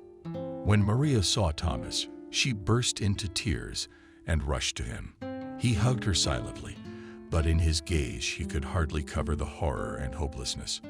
I can't believe it, he began. Why did you sit at his table? Did you want to go to him? Bitter disappointment overwhelmed Maria and tears came to her eyes again. You don't believe me either, she asked bluntly. Maria, why are you so blunt? Understand, it is very difficult for me to accept the fact that my fiancé is accused of murder. The young man began to rub his temples with effort. I need a good lawyer. Thomas, please inform my friend Emily. Maria started, got up from her chair, and headed for the door. Thomas looked at her confusedly. My dear, how nice to see you. Emily threw herself on her friend's neck as soon as she entered, and you don't even judge me like everyone else around you. I'm a murderer. Maria grinned bitterly. Maria, he's not dead. Chuck, in the intensive care unit, the condition is consistently serious, but the doctors say that he will recover. So you're not a murderer. Emily hugged her friend. It's gonna be okay. We'll prove it was self-defense. Remember, I told you about my man. He's a good lawyer. We're gonna get you out. Maria. For the first time in days, Maria had hope. She didn't want to believe she was going to jail, and all the things she'd been working towards for so long would be buried forever. Her dreams and goals, something that could hold up under all of life's hardships. Her entire life before coming to Los Angeles ran before her eyes. No, I shouldn't give up. This is not what I've come this far for. The girl thought decisively. People don't even realize that one of the most important values in life is hope. By giving it, you can make a person the happiest, not just kill them. She suddenly remembered the words of David, her doctor, who had helped her so much. Maria, I want you to know that you have a huge indestructible strength, which will always help you in life, and you will cope with any situation and become even stronger. Just say, I am strong. I am strong. Maria whispered, You have visitors upstairs. The guard's loud voice interrupted her already shallow sleep. All night the girl could not sleep a wink, and only in the morning she dozed off. Maria sat in the visiting room, impatiently waiting for Emily and the lawyer. When Maria's door finally opened. Hello, baby. Look who I brought you. These are your lawyers. My favorite man. Come meet Emily. But Maria's gaze was directed past her. Jacob was standing right in front of her. They looked at each other like that, not believing their eyes. Maria suddenly turned pale and began to faint. Emily and Jacob barely had time to pick her up. It's okay. I feel better already. Really, Vic. The girl sat down on a chair and began to drink the water that the guard brought. You're just looking at each other like that, like you're looking at a ghost. Do you two know each other? Emily was surprised. No, we are strangers, Maria said, looking directly into Jacob's eyes, from which he looked away. The first thing we'll do, Maria, is get you released on your own recognizance. Jacob finally pulled himself together, and his voice regained confidence. To do that, I need a full account of the incident, including even the smallest details. I'll come by tomorrow, and we'll discuss everything. Thank you, my love. I knew you wouldn't say no. Emily reached for Jacob's lips. I have to go. Maria averted her gaze and rose abruptly from the chair. See you tomorrow, Maria, said Jacob. See you tomorrow, Jacob, replied the girl with a long voice. Without looking at him, machine, whispered Jacob. Barely had the girl time to enter the visiting room. He jumped up from the chair he was sitting on, walked over to her, wanted to hug her, but Maria stopped him with a look. Don't, she said quietly. sitting down on the bench. Another sleepless night reflected on her face in a bad way. Her neck was reddened, her eyes merged in their depths, reflecting some kind of boundless despair and sharpened pain. Jacob's heart clenched. "Mash, I managed to get you released today. Not this before the trial, but I will do everything possible and impossible to have you recognized as innocent." She was silent, not reacting in any way to his words. "I've been looking for you all this time. Why did you run away? Run away?" Maria looked at him bitterly. "You deceived me all the time. You had a fiancé, and I was just a toy. I saw everything when I came to your house. That day your mother opened the door for me. You were all sitting around the table. That girl, she was sitting next to you." Mash, wait, what girl? Jacob started to begin, but suddenly became silent and looking somewhere in the window, not seeing with his gaze. "I think I'm beginning to understand my mother. She knows no boundaries when it comes to achieving her own goals, and one of them is her manic passion to make me happy and successful. The latter she places even above her certainty that she is the one who knows what is best for me. That night I came home after work and found my parents sitting at the holiday table and this girl in my apartment. My mom had chosen a very extravagant way to arrange a bride sighting for the bride she thought was perfect for me. Except I didn't know that. I sat there for a decent hour or so, apologized, and drove to your place. I knocked, I called. Nobody opened the door. But why? Why didn't you say anything to me when you came into the apartment? Did you really think I'd do that to you?" The tension and stress of the last few days had taken its toll. Maria covered her face with her hands and sobbed desperately. Jacob silently embraced her and stroked her head. "How happy am I to have found you again," he whispered, kissing her crying eyes and cheeks. "Now I won't give you to anyone. What about Emily Maria?" She looked at him with a testing look. From her blue eyes penetrated to the very soul. "She's my friend. I can't lie to her. She'll hate me." Maria cried again. "I'll tell her myself." Surely Jacob's voice, as always, calmed Maria down. "Let's go. She's waiting for us. You can't go anywhere right now, and it's better not to go out until everything is settled. Chuck is a well-known man, and the information must have leaked everywhere by now." Hearing the doorbell ring, Emily ran out to meet them, hugging them, happy to count at last the dearest people. Next to me in the middle of the room stood a chic-decorated table with a white tablecloth, on which flaunted appetizing appetizers. "What are we celebrating?" Jacob asked with surprise, sitting down at the table next to the mayor's office. "There is still a lot of work to be done before the trial is over. Open the champagne soon, darling. Another nail is delayed, but we'll start without it for now." Emily was all radiant as she raised her glass. She smiled and fixed a little nervously, knocking the strand of hair out of her hairdo. "In general, I am not good at beautiful toasts and solemn speeches. I am a simple person, and so I will say as simply as possible, I am so happy to see you, and I am pregnant." At the last word, the glass fell out of Jacob's hands and hit the glossy floor and shattered into 1,000 pieces.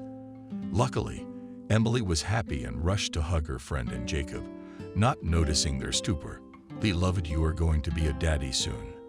The ringing of the doorbell brought them back to reality. Thomas stood on the doorstep. "Maria, I'm sorry I couldn't meet you." In his hands was a huge bouquet of their favorite white roses. "But I have a good reason." Emily ran to greet the guest. They whispered something joyfully discussed and didn't notice dead silence appearing in the room, oppressing the silence with its doom and flying in the air shards of someone's broken dreams. "Maria, can you hear me?" Somewhere in the distance, as it seemed to the girl, the voice of Thomas sounded. "Introduce us to each other, please." Maria continued to stare at Thomas uncomprehendingly. There was an awkward pause. Tired, the girl had so much on her. "Emily's got the light on. I'll do it. Jacob, meet Jacob. This is Maria's fiancé. Thomas, this is Jacob, my favorite man. By the way, today I found out that we're having a baby. Can you believe it? That's news. Congratulations. Thomas was truly happy. It won't be long before we'll have a baby too. We'll have a baby right after the wedding. Really, Maria? Jacob looked at Maria with a hard stare and could not bear it any longer. Silently left the room. Since the early morning it had been raining nonstop, mixed with large hail, and it seemed that the leaden clouds were about to touch the ground. Flashes of lightning lit up the dark streets of the city. Upset Emily sat on a wide windowsill with a coffee cup in her hands and sadly gazing into the tightly closed window. She was wearing white underwear with thin lace, which favorably emphasized a beautiful, slender figure. Despite the slightly round stomach, evening hairstyle completed a long, transparent photo next to the mannequin did not hang a cool wedding dress with an open back, the white color of which is dazzling. Next to him was a makeup artist, finishing her evening makeup, urging the girl to take her eyes off the window and look at him. Don't be so upset. Maybe the weather will get better. The painting will be indoors anyway. Were you trying to cheer up your friend? No, but I still don't understand. All half the summer, not one consistent day. And here I don't believe in omens. But a sign like this, maybe it's a mistake. It all happened so quickly, Emily said thoughtfully. You just nervous before the wedding, as all brides took the side. Maria's look, everything will be fine. Time to get dressed. The groom will be here soon. The small, cozy loft-style hall was located on the grounds of one of Los Angeles' historic buildings. Brick walls, high ceilings added to its authenticity, and properly organized decorated space allowed guests to feel very comfortable and immediately immersed in the atmosphere of the holiday. The wedding arch with fresh flowers, lit with garlands and candles, created a romantic atmosphere. The guests had already gathered in anticipation of the bride and groom. Maria was sitting at a table when Thomas approached her with 2 glasses of wine, one of which he handed her beautifully. Really? I should take note. Thomas, please, let's just sign everything and leave. I don't want any ceremony with a bunch of guests. Why are you embarrassed of me? No, of course not. I just don't like crowds. I remember the first time we met on the roof, you said the same thing. Maria's wedding, that's a different story.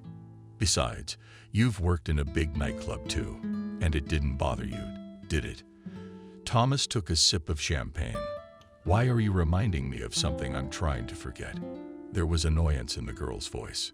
Their dialogue was interrupted by a loud marching sound, and Jacob and Emily appeared in the center of the hall.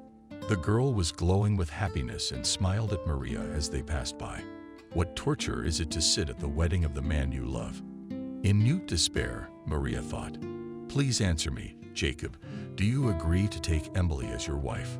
It was heard from the stage. Jacob turned and glanced at Maria.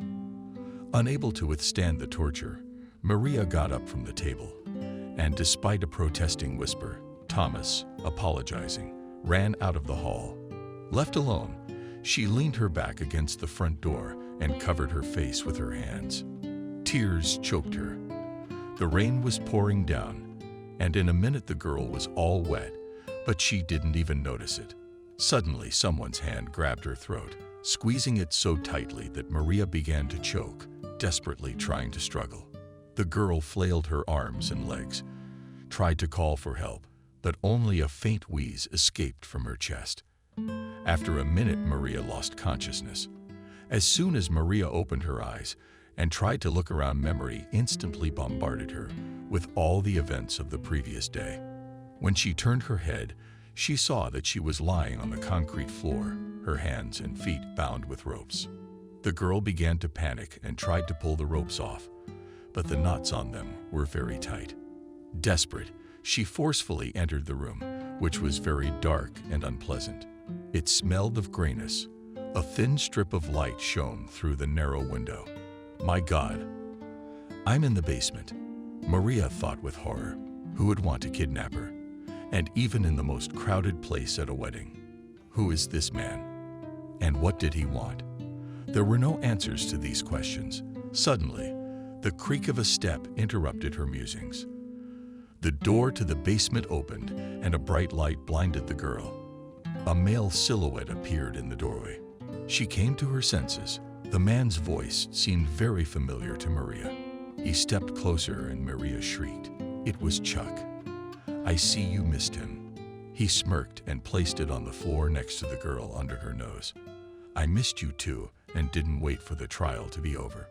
We didn't agree last time. Do you remember where we left off? Chuck rolled his eyes, pretending to try to remember. Yes. We stopped at the fact that you wanted to kill me too. You wanted to rape me. Maria screamed in desperation. Let me go. You hear me now. They'll be looking for me. And you'll be the first to be suspected. Let's just forget the whole thing. I'll leave this house and go my own way, and I won't tell anyone anything. I promise you. Bravo. Chuck applauded theatrically. It turns out that you're especially strong in spirit when you're up against the wall. For example, can you kill a man with a champagne bottle? Or now you're making your own terms, bound hand and foot, lying on the floor in a damp basement. Now, you listen to me. You have nowhere else to go. In a few days, your charred remains will be found, and their identity will be confirmed by forensics, which belongs to me. And from that moment on, you will cease to exist. For all your friends and relatives, you will exist only for me, and for me alone. This is your home now, Maria. I don't want to keep you in this cellar. And if you are a good girl and do not do anything stupid, but behave well, I will let you out of this cellar. You will live in the best room of this house and do whatever you like here. Noticing that the girl didn't protest, Chuck moved closer and produced a plate of food from under her nose. So be a good girl and eat first. Before he could say anything, the plate was knocked out of his hands. Kicking Maria's leg, sick asshole. Let me out of here, screamed the girl, waving her bound hands and feet. Shut up, you hysterical bitch, Chuck screamed. And with all his might, he slapped Maria on the cheek. Maria lost consciousness from the painful shock. When she opened her eyes again, she felt intense pain. Her arms and legs were numb. Her head ached so badly that any movement caused and suffering. The small window upstairs was pierced by dawn. In a vain attempt to untie the ropes, Maria looked around herself. It would be nice to find something sharp to cut them with, the girl thought. She had lost track of time, and now she couldn't even imagine how long she had been here. A day, maybe a few days. Cursing herself for her intemperance, Maria began to think about how she would get out of here. The worst solution was to piss Chuck off. Now there was no telling when he would come again. At all costs, she needs to get out of the basement and get upstairs. There she would call for help and try to escape.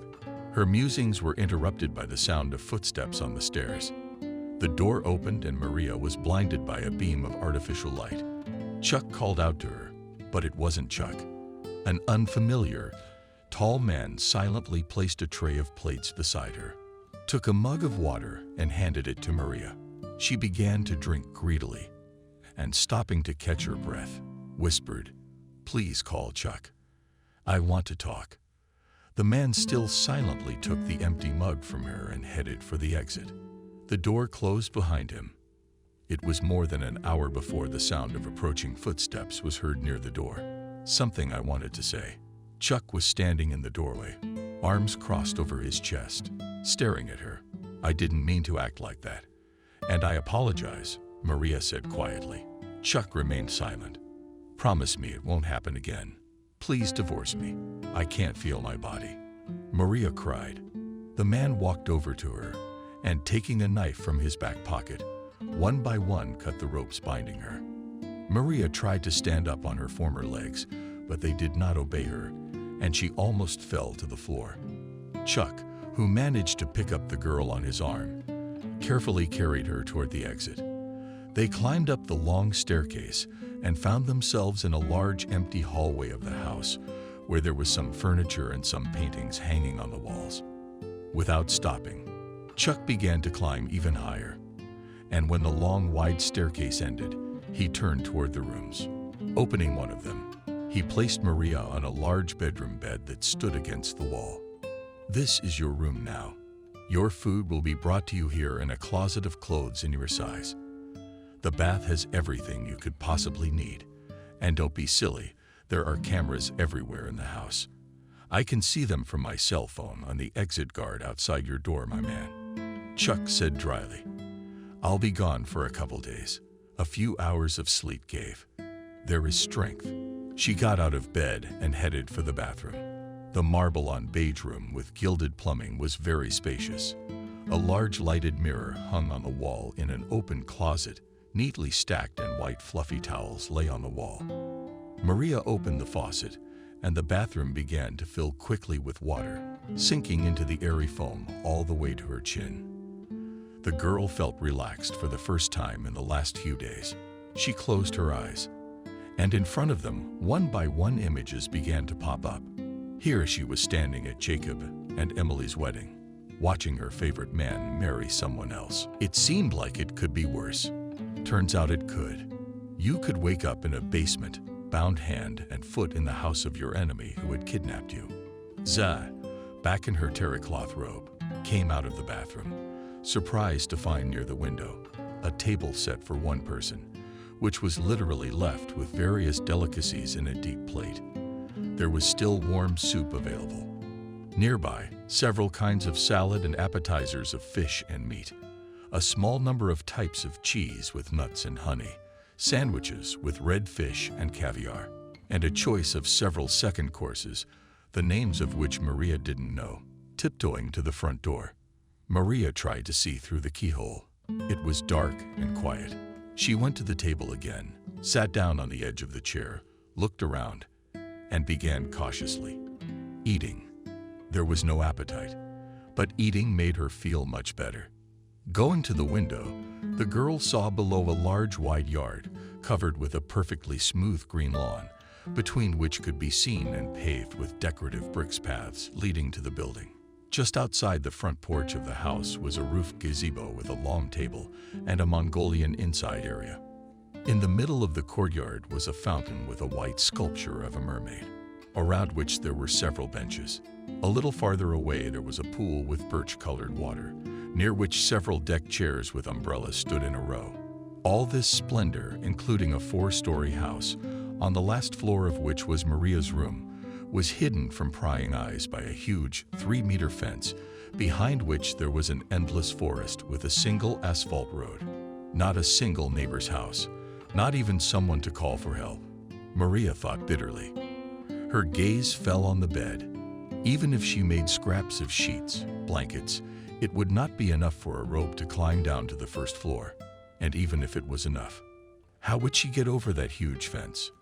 Realizing the hopelessness of her situation, Maria burst into loud tears. She ran to the front door and pounded desperately at it with her hands and feet. You open up. I know you're behind that door. You're going to jail for kidnapping and restraining a man against his will. Let me out now. I'm losing my mind. The girl screamed. The door opened gently, and Maria saw the same tall man who had brought her food in the basement. Stop this at once, or I'll have to tie you up with a nonchalant face, said her guard. Well, can I at least take a walk in the garden? Maria came out sobbing. In response, the door closed and the turning of the key in the keyhole was heard. Suddenly, Maria heard the sound of a cell phone coming from the back of the room. She went to that sound, and when she opened the door of one of the lockers, she was surprised to find a cell phone bursting with ringing. Not realizing anything, the girl picked up the phone. Again, a scandal. Chuck's voice came from the phone. I warned you that one more such behavior and you'll go to the basement. I'll be home tonight and invite you to dinner. Closet, pick out a suitable evening gown at 7:00 p.m. You have to be ready. There was a short beep on the phone and it disconnected. Maria scrutinized the phone and tried to dial the police number and one by one the numbers of Jacob, Emily, and Thomas. The device looked more like a walkie-talkie with one-way communication, and all her attempts were met with a no network message on the screen. Maria opened her clothes closet and began to look through its contents.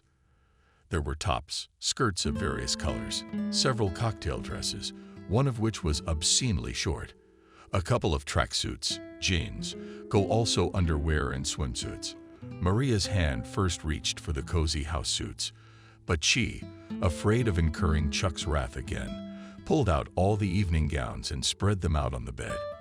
A revealing one with a deep neckline. The girl didn't even bother trying it on, opting for a simple mid-length black dress. She opened the shoe closet to match it with her shoes. Surprised by the number of shoes, she could not resist brightly small daughters on stilettos. For any reflection in the mirror, Maria smiled involuntarily, as if from a magazine cover, she thought. At exactly 7 p.m., the door to her room opened, and Chuck walked in. He was wearing a black suit and a white shirt underneath. With a satisfied look at Maria's outfit, he held out his hand to her, and they walked out of the room. Walking through the huge hallway, they turned down the dining room where a set table, decorated with romantic candles and fresh flowers, was already waiting. Sitting across from Chuck, Maria stared blankly at the room, trying to memorize it in great detail. Chuck poured wine into glasses, without taking his eyes off the girl. "You are very beautiful," he said shamelessly, looking at her bare shoulders in her evening dress. At that moment, an elderly woman entered the dining room with a large dish in her hands. She silently put it on the middle of the table and also, without saying a word, left. "I have to go to the bathroom." Maria hastily got up from the table and headed was following the woman on. Chuck gestured to stop her toilet in the other direction. "And if I find out that you've approached my domestic helper, I have to upset you. You will be punished very severely." Back from the ladies' room, Maria could hardly hide her dismay as she tried, no matter how hard she tried to find her way out of the house. It was all to no avail. "Maria, I want you to finally realize that everything in this house has been thought out. The only way out of here is with your feet, and the sooner you stop making a fool of me, accepting your situation, the better it will be for you." He slowly got up from his chair, walked over to her, and put his hands on her shoulders. Maria noticed that they were very hot. She fearfully let go of the fork she was eating and squirmed in her chair, noticing that she was shivering. Chuck laughed. "Don't be afraid. You're not going to get raped by me." He sat down next to her on a neighboring chair, and then in the club was not going to. "He was just trying to scare me. But you beat me to it. You can live here in peace and not be afraid. I'll wait for you to come to me." Chuck flashed his eyes, but his voice was perfectly calm. "In the meantime, from tomorrow, you can move freely around the house, swim in the pool, walk in the garden. There's an online movie theater and a small library on the first floor. If you need any books, all you have to do is ask Andrew." He called out, and at the same second, the familiar Maria entered the room. The man escorted the girl to her room. Until dawn, Maria could not sleep a wink. All night she thought up different escape plans. In the morning, the girl dozed off and began to have nightmares. How she was running away from Chuck, trying to get out of the gate, but as if she was always running in the same circle. Back in the hallway of the house and everywhere, she is haunted by Chuck's sinister laughter. When Maria opened her eyes, the sun was already shining brightly, oblivious to her shattered state from the sleepless night. She quickly took a cold shower, put on the first closet find she could find, a swimsuit, and a minute later she was already knocking on the front door. "Andrew, I want to see the house." They walked down the wide staircase to the first floor and into her library with its fireplace and leather armchairs. Maria gazed admiringly at several rows of books and, stopping at the psychology section, began to pull out one by one. "I think I'll come back here." Later, Maria realized and asked me to escort her to the courtyard. The fresh air and the illusion of freedom had an effect on her. The courtyard looked very green and well maintained. Trying not to arouse suspicion under the guise of a walk, the girl tried to get closer to the gate and take a closer look.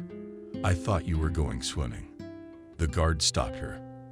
"And you were going to watch," Maria parried. Did she embarrass Andrew a little? She walked to the pool, quickly threw off her dress, and jumped into the water.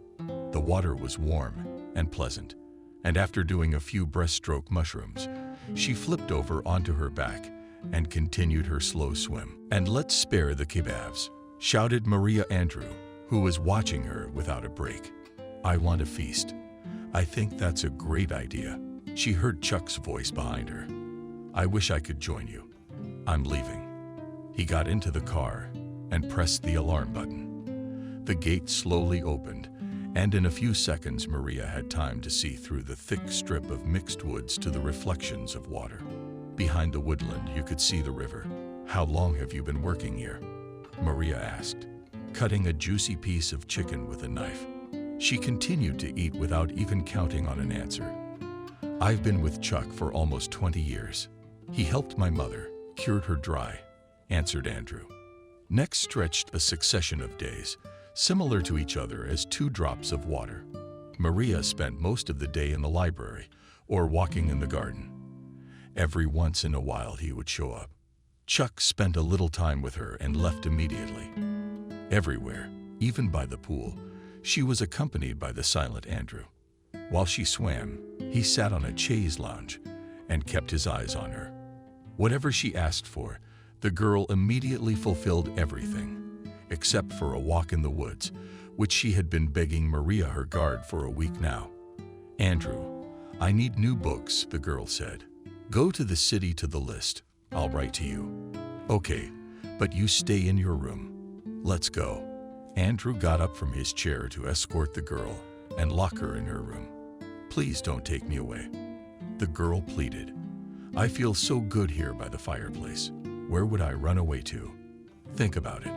She pretended to yawn and tightly in the plate handed the man a handwritten list of necessary literature. "I'll be waiting for you." Andrew nodded and began to make his way down the stairs leading to the garage where several of Chuck's cars were parked. Making sure the guard could no longer hear her, Maria walked to the wide front door, opened it, and looking around, rushed toward the gate, where several thick spruce trees were growing in a row, hidden between the trees and the fence. Holding her breath, Maria waited for Andrew's car. A minute later, a large black Jeep pulled up. The guard pressed the remote control, and the gate began to open slowly. "This is the moment," Maria thought, and jumped 6 hid next to the car, avoiding the view in the side mirror. The car slowly drove out of the mansion, and the girl, moving behind it, found herself outside the mansion. It was getting dusk outside, and she had no trouble taking cover in a crevice of the woods.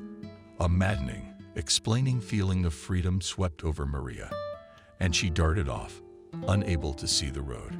It had all worked out, she exulted. All that remained was to reach some settlement. Her joy was dampened by the thought of what would happen to Andrew. After all, she had used his trust to escape. Maria promised herself that as soon as she was safe, she would take care of him right away. Maria had been walking through the empty forest for hours. It had long since gotten dark, and she finally came to a paved road. "I'll stop some hitchhiker and call the police right away," the girl thought. There was complete darkness all around, and the huge forest seemed ominous. She felt uneasy. She shuddered and shoved herself tighter. She had hastily shoved her sweater somewhere. The temperature was getting lower and lower, and she was already struggling to keep warm. "I can handle anything. Just keep going." Maria tried to calm herself down. She suddenly remembered how in her childhood she and her grandmother went on a picnic in the forest, and without listening to Adriana's instructions. The girl had lost sight of her and gotten lost. All despair, fear, and hopelessness instantly took possession of her. But her grandmother Sam suddenly surfaced clearly from the hidden corners of Maria's memory. Never, and no one would let herself be broken. Not to the forest, not to man. You are strong, and always remember that.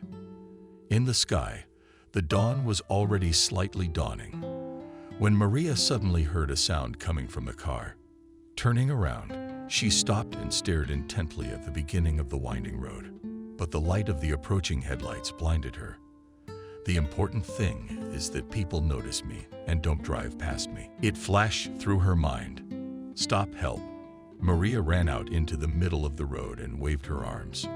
Attracting attention, the car was rapidly approaching her, And when the headlights fully illuminated the girl, slowly stopped, the driver's door opened, and Chuck stepped out of the car. He had a gun in his hands. Maria screamed wildly and rushed back into the woods. But what were you scared of? Baby, I've been coming for you all night while you're still running around in the field. Maria heard the click of a bolt of a gun. She hid behind a tree and tried to catch her breath, not to lose sight of the man. You did good, Maria. Outsmarted everyone and got away. Too bad about Andrew. He was a good man. Now his death is on your conscience. Covering her mouth with the palm of her hand, Maria cried silently. 20 years he was by my side. Never once let me down. Chuck continued, listening after each phrase and aiming at the darkness of the forest. How will she survive his death now? Are you a murderer? Unable to bear it, the girl screamed. And immediately next to her body a bullet, almost hitting her, Maria rushed into the thicket of the forest. She heard Chuck running after her, and panic seized her. Every now and then she bumped into tree roots and colleagues sticking out everywhere. She ran without stopping. Her throat was dry, her heart was pounding desperately, and tree branches were hitting her face painfully. But she didn't stop. I have to find the nearest settlements before dawn, or he will find me and kill me. In desperation, Maria thought. She stopped to catch her breath and listen. The forest was silent. Only the rustle of the leaves and the rustle of the wind could be heard.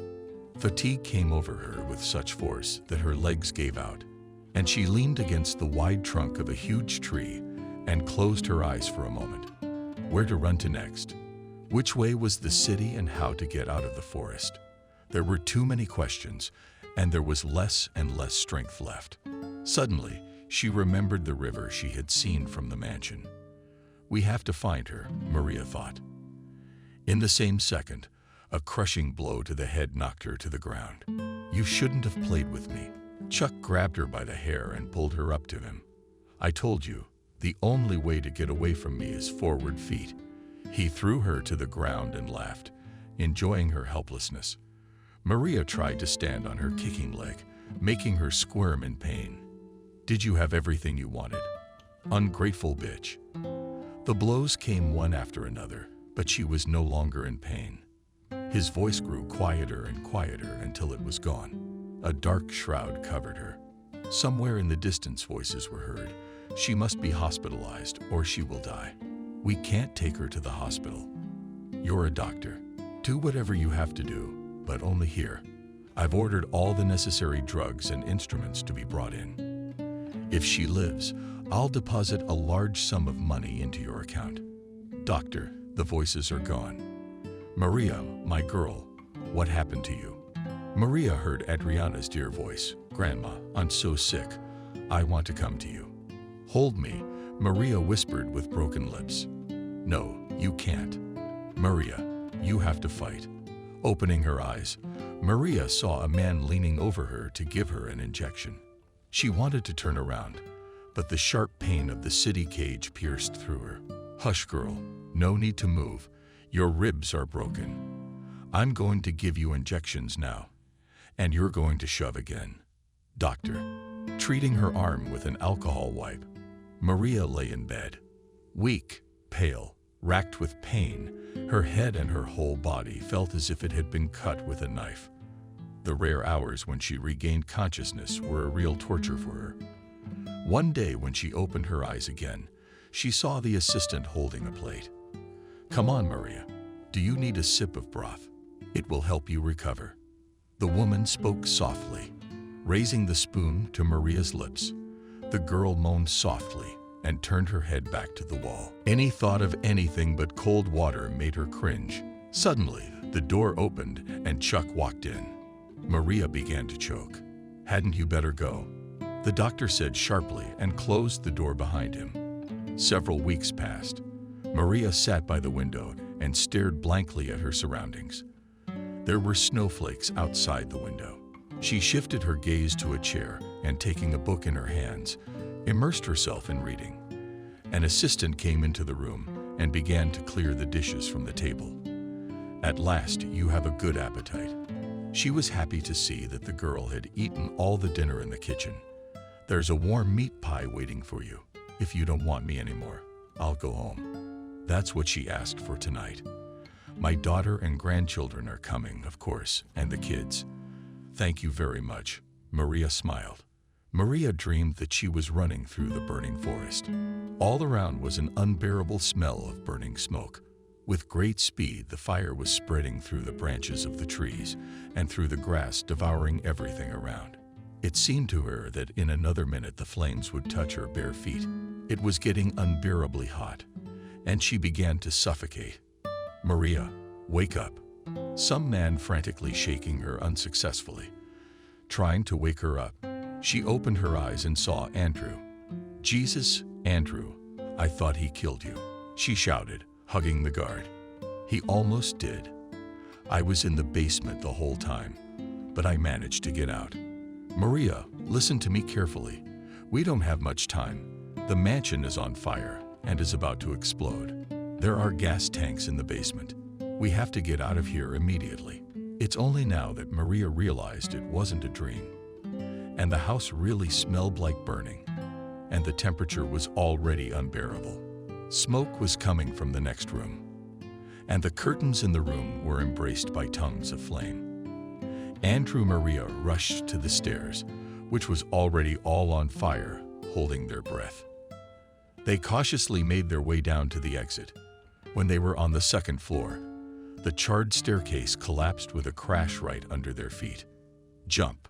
Grabbing the girl's arm, Andrew shouted and pushed off with his legs, dragging her with him, hitting her leg painfully. Maria groaned. "I think I broke it." Andrew picked the girl up in his arms and rushed towards the exit. His eyes were black, and it was hard to see. But the guard, confidently reaching the front door, pushed it open with his foot. "Sam God, it's not jammed," he yelled, ran up to the car standing at the gate. Andrew hurriedly opened the front door and gently put the girl in. He started the car and sharply pressed on the gas, declaring she touched down. Maria turned around and looked at the fifth house in flames. Suddenly, some movement on the first floor caught her attention, and looking closer, she saw Chuck standing there looking at her. "Stop!" the girl screamed. "Maria, the house is going to explode. There's nothing we can do to help him." Andrew hit the gas even harder, and the car sped off toward the gate. Within seconds, they were smashed by the armored hood of the tearing car.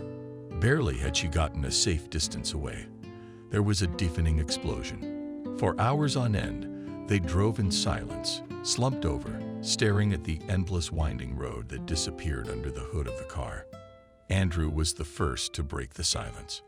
"We'll get to Los Angeles soon. Do you remember where your friend lives?" Maria nodded affirmatively, and her heart sank desperately. It seemed that this nightmare was over.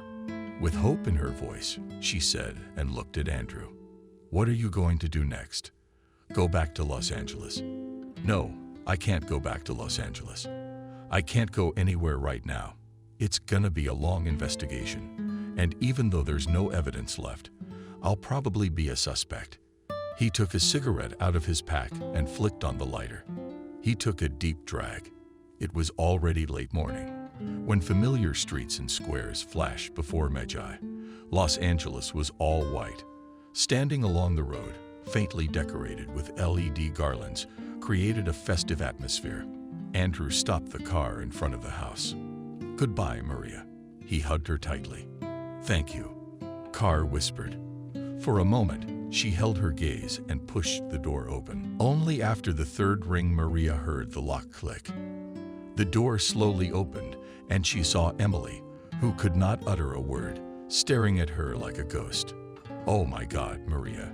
She had regained her speech, but she couldn't comprehend what was happening. "We thought you were dead." She hugged her friend tightly, and at the same time she fumbled for her, as if she still doubted she was alive.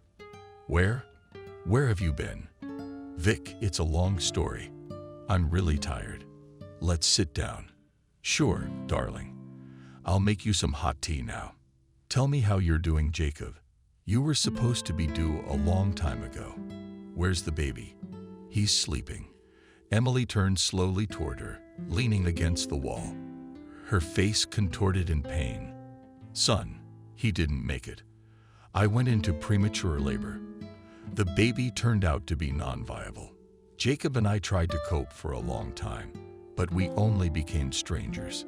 He was staying late at work more and more, giving legal advice on the weekends, and I was alone the whole time.